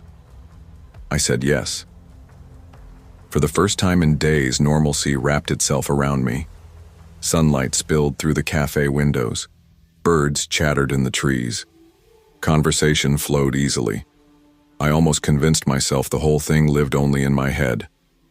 But that night, driving home, I stayed off the highway. Took side roads, eyes glued to the mirror. My headlights caught nothing but empty pavement. No sedans, no lights. Sleep tugged at me halfway home, but when I woke at the edge of suburbia, the quiet felt real. For the first time, I breathed without counting heartbeats. Sunday morning shattered it. My phone buzzed at 3:17 a.m. with a text. Still watching. The words blinked against the screen like they'd been written in ice. When I showed Jess, my hands trembled so badly she grabbed them tight. This isn't normal, she said firmly. We're going to campus security. Now. Officer Green greeted us with a real badge, a real smile. His voice was steady as he typed notes, snapped screenshots of the messages, and asked me to describe everything. Plate numbers, the men, the so-called sheriff. I rattled it all out in a rush. The dusty sedan with no plates, the 3 silent men, the vanishing deputy. Green frowned, his fingers still on the keyboard. Do you feel safe tonight? He asked carefully. No, I said. The word cracked. Every shadow looks like someone waiting. Every red light feels like a trap. He nodded. Keep a record. We'll review campus cameras. These roads cross jurisdictions. It complicates things, but we'll help.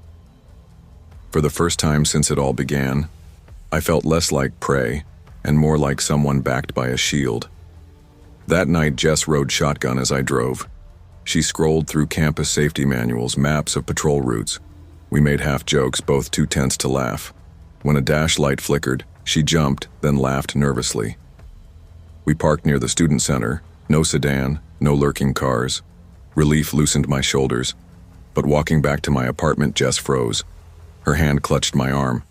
Footprints, fresh in the dew, trailing from the road straight to my door. No scuffs from leaves or grass, just clean, deliberate impressions. They stopped exactly at my doorway. Jess's voice shook as she called Green. He arrived minutes later, flashlight sweeping the sidewalk. He crouched, studying one print. Then he looked at us, face pale.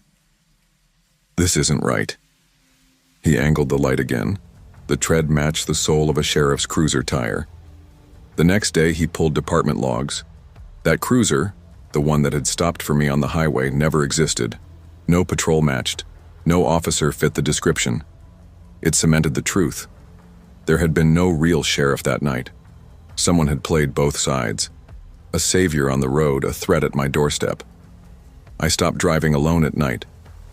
How could I not? I moved into a new campus apartment with roommates and cameras. Deleted my old number. Blocked every unknown message. But the memory still grips me. The image of the black sedan lurking in mirrors, doors swinging open. The voice of the sheriff curling in my ear. Towns where no one knows your name. That line stuck like a splinter. On open roads, anonymity isn't freedom. It's danger. In nameless towns, Salvation can be a mask. Sometimes help isn't kindness. Sometimes it's surveillance. And because you never know who's watching, you keep the light on yourself and pray it's enough.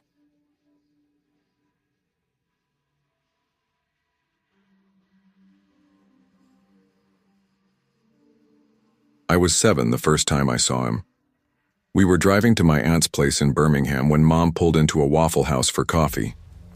I remember sliding into the booth, my legs too short to touch the floor, so I swung them, my flip-flops slapping against the vinyl seat with little smacks. Mom buried herself in a paperback, occasionally tossing me crayons I hadn't asked for, like that would keep me busy. My sisters were chattering about syrup flavors, who liked blueberry, who thought maple was better. The place looked like every Waffle House I'd ever seen. Bright fluorescent lights humming overhead, the checkered floor, giant pots of coffee steaming behind the counter. It smelled like bacon grease and burnt toast, and there was a strange kind of comfort in how ordinary it all felt. But that day, comfort had a crooked smile. A few minutes after we sat down, he appeared. A mascot.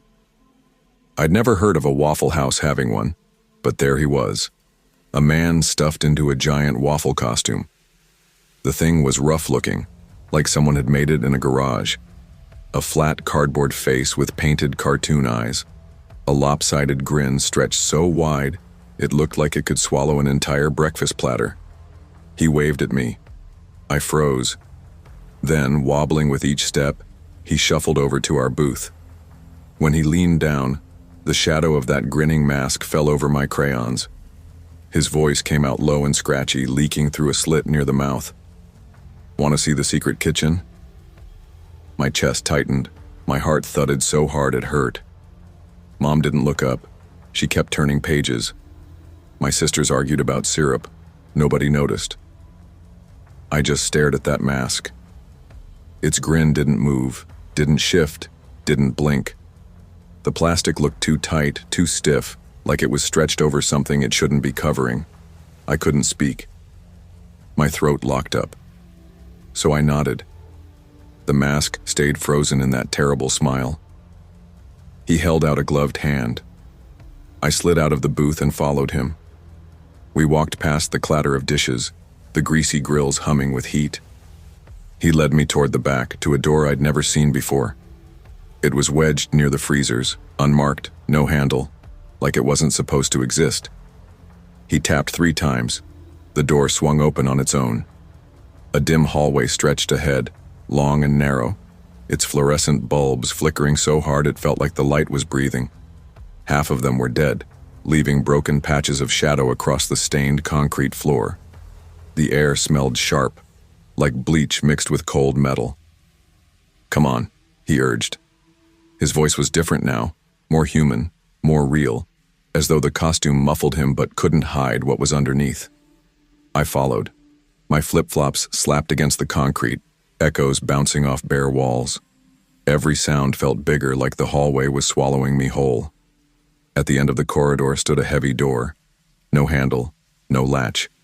Just padded material pressed flat like it wanted to absorb anything that touched it.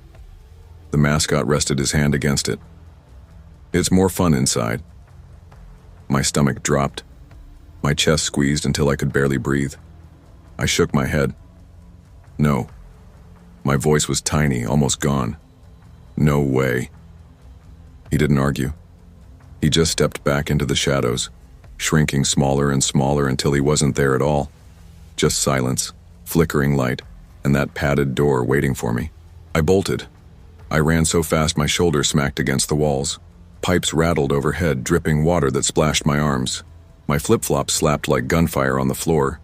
I didn't stop until I stumbled back into the dining room. Mom's head snapped up. "What? Why are you—" I couldn't talk. My chest heaved. I pointed behind me.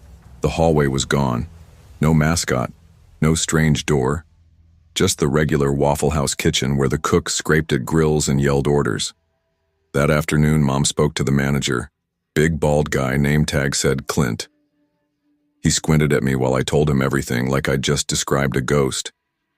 He went to the back, flipped the lights on and off, knocked on a blank wall, then shrugged. "Anybody there?" he called. Silence. Nothing, he muttered, and then tried to smile.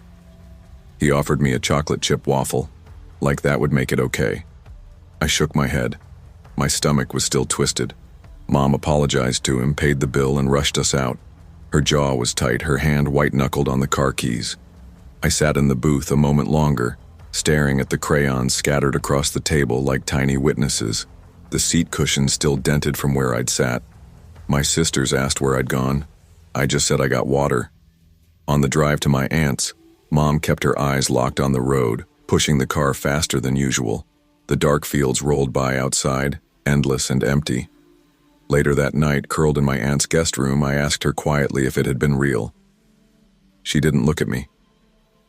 No, she said. I didn't see anyone in a costume. I told her I saw his eyes, dark, unblinking, hidden behind the mesh. My voice shook when I said it. Mom reached back from the front seat, rubbed my shoulder gently, but she still didn't look at me. When we got home, I couldn't let it go. I went online and messaged Waffle House corporate. I asked if they had a mascot, if there was some kind of promotional character, or if maybe there really was a secret kitchen or a back hallway customers weren't supposed to see. The response was blunt. They said no mascot existed, no hidden kitchen, no hallway like I described. That made my teeth clench. If it wasn't real, then who had I followed that afternoon? That night I lay in bed staring at the ceiling, replaying it over and over. The narrow hallway, the flickering lights, the padded door waiting at the end. I could almost hear the stutter of those failing bulbs, like electricity dying far away. I could almost smell the concrete dust and the sharp tang of bleach, the dampness of dripping pipes overhead. And I kept asking myself, how close had I really come to opening that door? Months later, we stopped at that same Waffle House again. This time, I sat at the counter near the window where anyone could see me, where there was no way to slip away unnoticed. Mom sat across from me, sipping iced tea through a straw. My sisters squeezed into a booth nearby, elbows knocking as they colored numbered worksheets the waitress had handed out. The restaurant was loud and full, waitresses balancing heavy trays, plates clattering on tables, a country song twanging softly from the jukebox. I almost asked about the hallway. I almost let the question out, but something in me stopped it. Clint, the manager, passed behind the counter. "Want cream in your coffee?" he asked. I nodded, even though my hands shook as I lifted the cup. Every time I looked up, I expected to see nothing. But still, I felt watched. Halfway through lunch, the coat rack by the door rattled. Just a little clink, metal on tile. My head snapped toward it. Empty. Just the rack. My pulse spiked so hard I thought I might throw up. My sisters giggled at their crayons, oblivious. Mom asked me to smile for a picture. I forced my lips to move, but the grin I gave her was paper thin. She frowned, said, "Let's try again," like she could fix it if I just held still long enough. 3 weeks later, the question broke loose anyway. I asked Clint about the hallway. He gave me a careful smile and said it was nothing but a service corridor for plumbing, HVAC maintenance, staff access. "Customers don't go back there," he said, chuckling like it was supposed to make me feel better. "We ought to put up a sign, huh?" I nodded, but his smile didn't touch his eyes. That night, I couldn't stop myself. I searched online, service corridors, hidden kitchens, blocked-off maintenance spaces. I learned they existed, narrow back passages, forgotten storage rooms, areas closed for health code violations. But none of them matched what I'd seen. None opened at the touch of a gloved hand and 3 taps. None led to padded doors. And the thing he'd pressed into my hand, that memory kept snagging me. A handful of game tokens, cold and heavy. Except later, they weren't there. I never showed them to anyone. Never felt their weight again. Maybe I imagined it. Maybe I wanted something physical to prove I wasn't crazy. But even telling myself that didn't loosen the knot in my chest. Years passed. I left Birmingham, went to high school, clawed my grades up. I studied architecture, Maybe because I wanted to draw buildings where every hallway made sense, where there weren't doors that shouldn't exist. Even now, whenever I eat at a diner or breakfast place, I sit facing the entrance. I keep my eyes on every door I didn't walk through myself, but every year on the anniversary of that day, I dream. The dream is always the same. I walk into a half-empty diner. The booths stretch on endlessly, most of them deserted. And then I see him, the mascot, slipping back into the kitchen. No one else notices. No one else looks. I follow again, into that unfinished hallway. The buzzing lights stutter against my face. At the end, the padded door waits. Sometimes in the dream, I open it. Sometimes I sit in a chair on the other side, head tilted, silent, holding handfuls of arcade tickets. They slip through my fingers, endless streams of them, until they turn into pancakes, into waffle patterns, into hundreds of staring eyes. Then I wake up, gasping. I'm 24 now. I've been to plenty of Waffle houses. I've walked through old diners with dim corners, air stale with grease and smoke. I even worked at a breakfast chain once. They had a narrow hallway behind the restrooms that the staff nicknamed the Tunnel. Everyone joked about it, dared each other to sneak back there for a smoke. I never went in. Sometimes I drive past that same Birmingham Waffle House. It still looks the same. Golden lights spilling through greasy windows, families in booths, truckers hunched over coffee. I've thought about asking Clint, or even corporate again, about renovations, about whether that hallway is still locked. But I never step inside. I never risk it. Because I don't know who he was, if he really wore a costume, if those dark, unblinking eyes belonged to a man or to something else. But I do know this. Restaurants have secrets. Kitchens hide things. Hallways don't always lead where you expect. And some doors are waiting. Not every door tells you no trespassing in bold letters. Some doors are quiet. Some doors smile back. And the scariest part isn't wondering what's behind them. It's realizing something might already be looking through.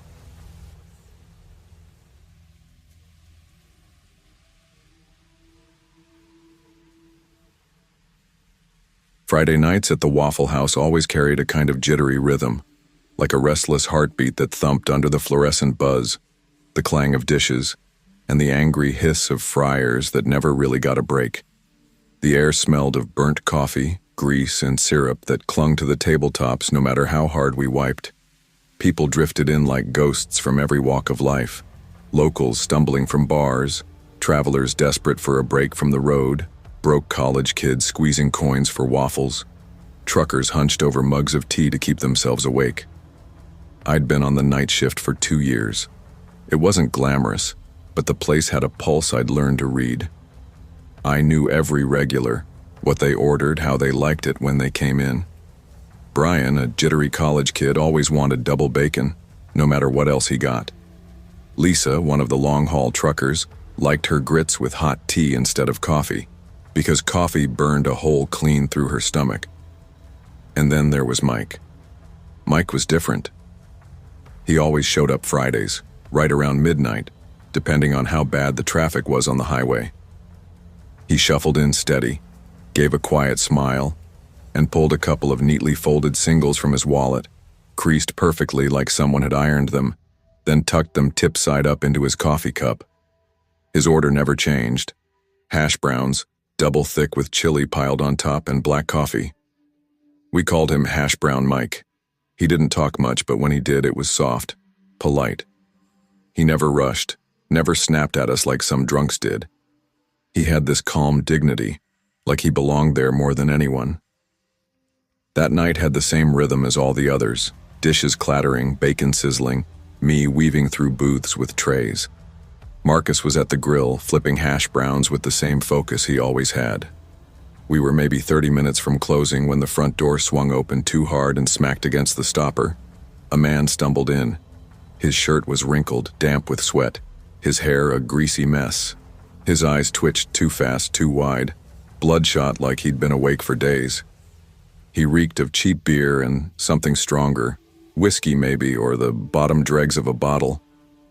He clipped the corner of a stool and almost went down. muttered something about respect, though it came out half slurred, half growled. When he waved for coffee, I poured him a cup but kept a good arm's length away. He grabbed it with both hands, slurped loud, staring into the liquid like it might give him answers. Then his eyes cut sideways, locked onto Mike, who had just walked in, right on time. Mike didn't notice at first. He was too busy sliding into his seat and setting his folded bills down like always. But then the drunk barked across the bar, his voice cracking sharp in the stillness. "You think you're better than me?" The whole place went stiff. Even the sizzle of the grill felt like it dimmed. Mike looked up, calm as ever, and raised a hand, almost fatherly. "You've had enough, son. Go on home now." That single sentence lit a fuse. The man's face twisted. He pulled a steak knife from his pocket. Why he had it, I'll never know, and started shouting nonsense, spit flying with every word. The room shrank in an instant. Marcus froze, spatula clattering against steel. Customers backed toward the door, eyes wide. "Hey, no!" I yelled, my voice cracking, but it was already too late. The drunk lunged. Everything slowed. The scrape of his boots, the flash of metal, the sharp intake of breath from everyone watching. Then the sound, a sick, wet thud. Mike gasped, his body folding like paper as he toppled against the counter. Plates crashed, food scattered to the floor. My chest seized up. I vaulted the partition, skidding on grease, grabbing whatever I could, towels, napkins, anything, to press against his side. My hands soaked red in seconds. "Stay with me, Mike. Please, stay with me." My voice was breaking, desperate. His eyes flickered, unfocused. His lips trembled. "My granddaughter's recital. Next week," he whispered, breath shallow. "You'll make it. You'll see her. Just hold on." I pressed harder, panic rising. Behind me, Marcus's voice cracked into the phone, shouting for 911. The customers huddled near the door, frozen. The drunk didn't even run. He stood there, knife loose in his hand, eyes empty like he didn't even know what he'd done. By the time the sirens wailed closer, he just dropped it. Let the cops cuff him like it was nothing. The place emptied fast after that, like the air had been sucked out. Blue and red lights splashed against greasy windows. EMTs rushed Mike out on a stretcher, his blood trailing on the tiles. I followed to the ambulance bay, my clothes heavy with guilt and adrenaline, my throat burning. At dawn, after endless pacing, the doctor came out. His words hit like a brick and a blessing. "He's alive." Mike's surgery lasted all of Saturday. I didn't leave the hospital lobby, not once. By Sunday morning, they let me see him. He lay swaddled in bandages, chest bound tight, tubes snaking from his body, monitors keeping rhythm with his pulse. His skin was pale but alive. I sat beside him and took his hand, my own trembling. How do you tell a man he nearly died in front of you? How do you tell him you weren't fast enough? He opened his eyes weakly, managed a crooked smile. "Thanks for saving me, kid." I shook my head, throat tight. "You saved yourself, Mike. I just held on." His eyes softened. He shut them again and whispered, "I'll tip you double next time." I laughed through a sob I couldn't hold back. Days passed. The diner hummed again, the world pretending nothing had changed. But Marcus stared too long at the spot where Mike had collapsed, scrubbing the counter edges raw. Customers asked if I was okay. I said yes. Always yes. Though I kept those folded singles in my pocket like a talisman. Maybe his, maybe mine. I couldn't even remember anymore. Thursday night, I called Marcus over. We scrubbed the counter again, bleaching away the last faint stain, but I refused to touch Mike's seat, not until he came back to claim it. Friday night rolled around, same as always, but the air was heavy, emptier, like something was missing. At 1:15 a.m., the door opened slow, hesitant. Mike shuffled in, leaning hard on a cane. His face looked older, worn, but his smile was still there, just quieter. He eased into his usual seat, asked for the same order. When I set his tray down, he slid a bill across the counter. Not folded this time. A crisp 20. "Life's too short to count change," he murmured. His voice cracked with something deeper. "Just promise me you'll keep doing what you did." I nodded, eyes burning as I met his. In that moment, something strong passed between us, something human and unshakable.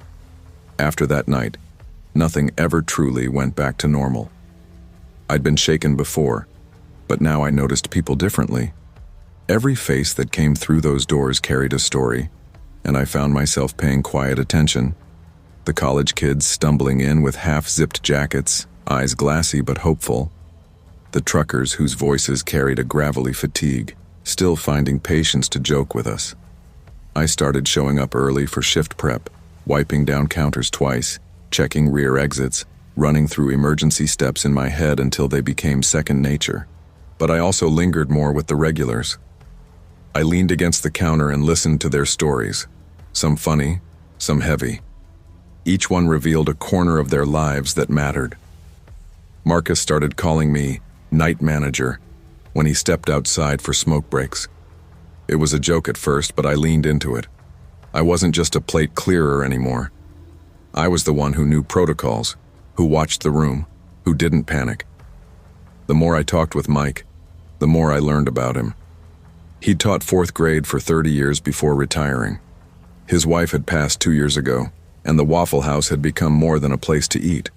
It was company, a routine that gave him something steady. He told me he used to play piano at church recitals, though traveling had gotten harder. His granddaughter's recital was coming up, and it was a big deal. Emily, that was her name. He spoke of her like she was the sun itself, the only thing that cut through his darker days. One Friday, I asked him how he was holding up. He reached up, fingers brushing the scar hidden beneath his shirt. His eyes softened. "Lucky," he said quietly. Then after a pause, "And tired." I nodded, the kind of nod that carried more than words. Some things you understand without asking further. A few weeks later, chaos nearly struck again. A grease flare-up in the kitchen. The flames shot up, smoke curling fast. The panic was immediate. Marcus froze, eyes wide. Customers stumbled to their feet. But something in me snapped into place. I grabbed the extinguisher, smothered the fire, then guided people outside while calming Marcus down. My heart raced, but I didn't hesitate. I realized then that resilience isn't just about reacting. It's about anchoring the room when no one else can. By early winter, the diner no longer felt like just a job. My nights there had a purpose. I wasn't only flipping plates and running tickets.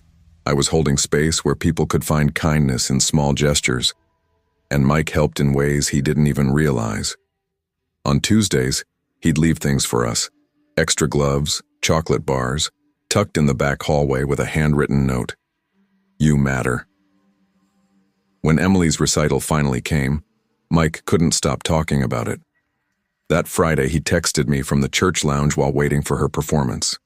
His words shook on the screen. "She hit the high G. Wish you were here." I laughed, teared up, and held my phone high so the whole diner could clap with me. But the night carried a heavier realization, too. I hadn't counted tips carefully in weeks. Not because I forgot, but because somewhere along the line I stopped needing to. The real payment was different now. There were other lessons, too. Darker ones.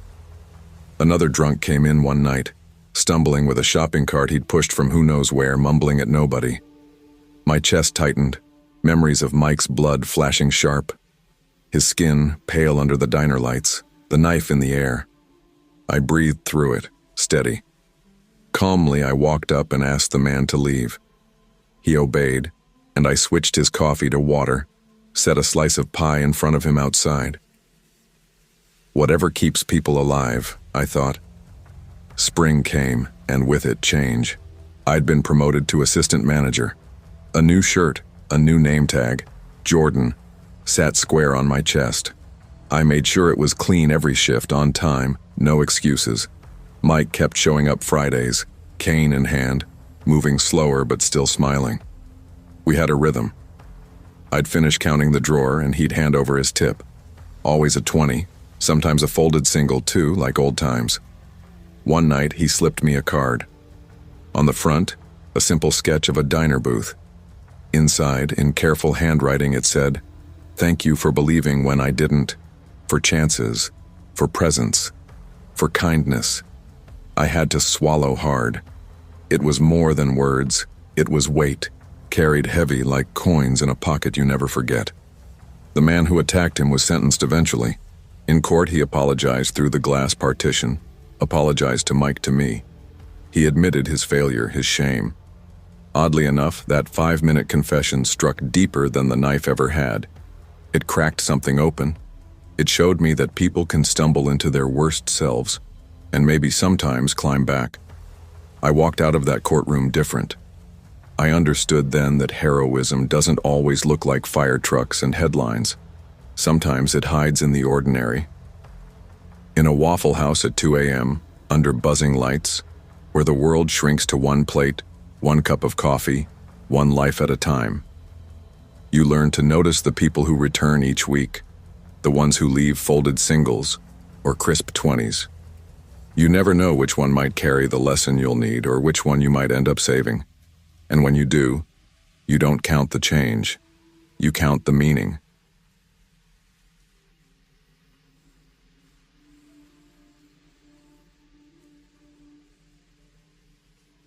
I missed the bus again. Nearly midnight. The schedule taped to the stop said the next one wouldn't come for another hour, and I knew my phone wouldn't last that long. Its screen blinked at me, a stubborn 2%, before going black in my pocket.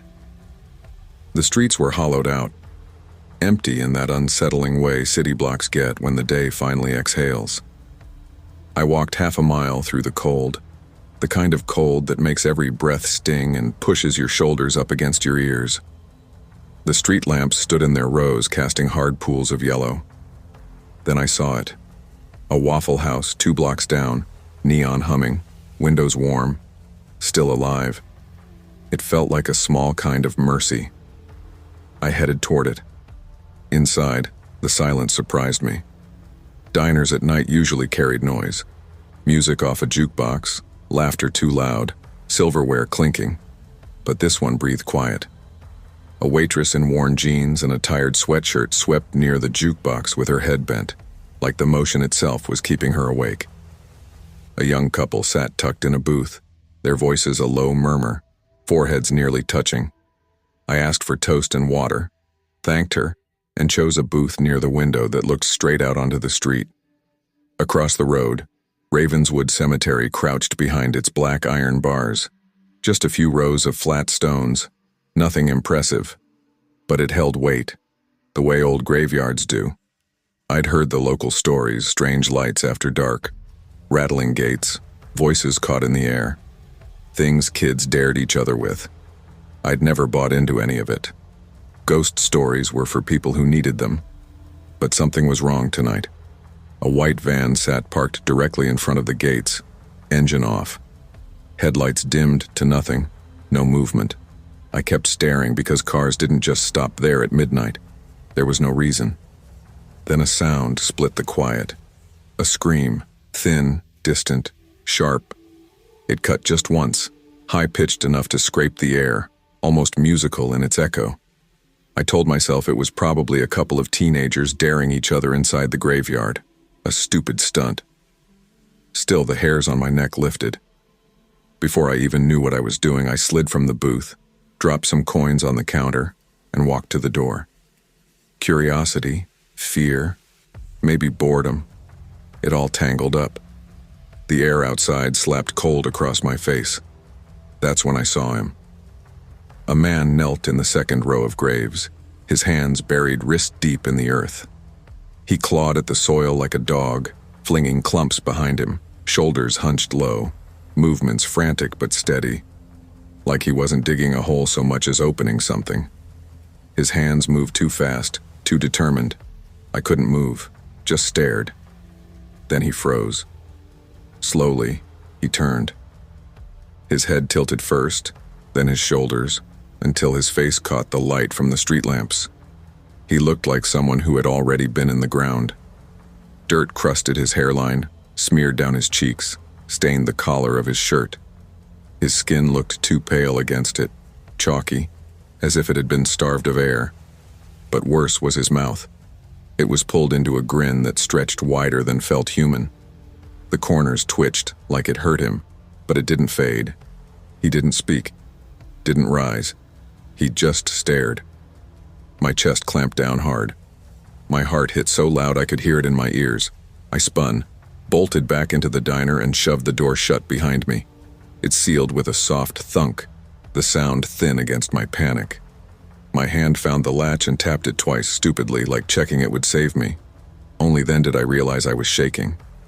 The waitress paused mid-sweep and stared at me. "Everything okay?" I pointed toward the window, words tripping. There's a guy. He was in the cemetery, digging." She frowned, her broom lowering, and walked over to look out. The glow from the lamps fell across the street, catching only the bare asphalt. The van was still there, silent and still. "That van?" she asked, confused.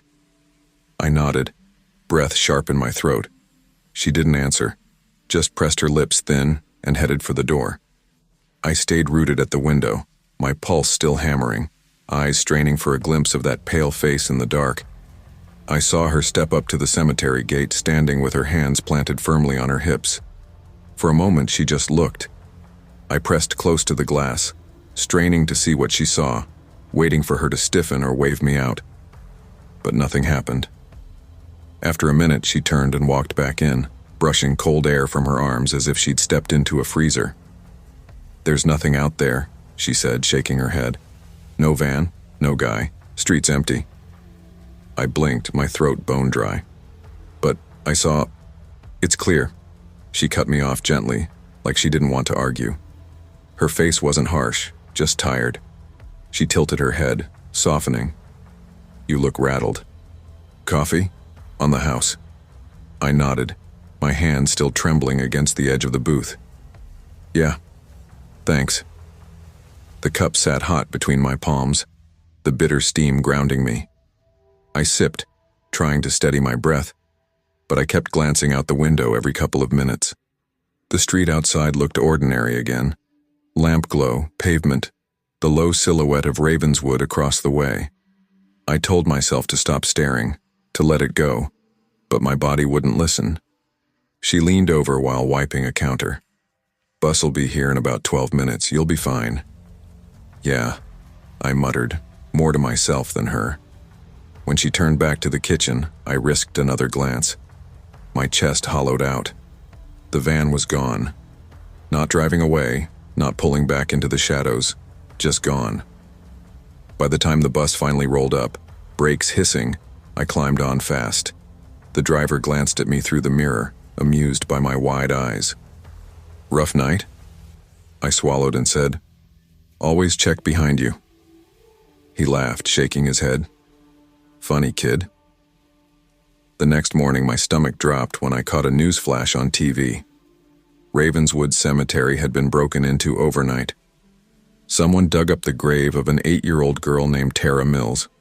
No leads, no motive. Nothing taken except the name-stone, the police said, though the soil had been overturned as if something deeper was disturbed. I stared at the screen, breath caught in my chest. The man's dirt-caked face from last night came back sharp, his hands clawing the soil. That horrible grin, the scream I'd heard cutting across the night air. At school, kids whispered. TikTok rumors about someone filming at Ravenswood daring their friends to run past the gates. They laughed nervously, but no one really knew. I didn't join in. I just kept seeing Tara Mills's name in my head, and the way the man had stopped when he realized I was watching him. That night walking home, I slowed near the cemetery. It looked quiet, undisturbed, but my stomach twisted anyway. The third night I gave in. I didn't tell anyone. I just grabbed my phone, its flashlight weak and trembling, and went. The air was damp, heavy, clinging to my skin. I pressed my palm against the iron gate, trying to feel steady. The van wasn't there this time. A sigh escaped me. Maybe it had all been nerves. Maybe I'd imagined. A faint scrape stopped me cold. Metal on stone. A shovel.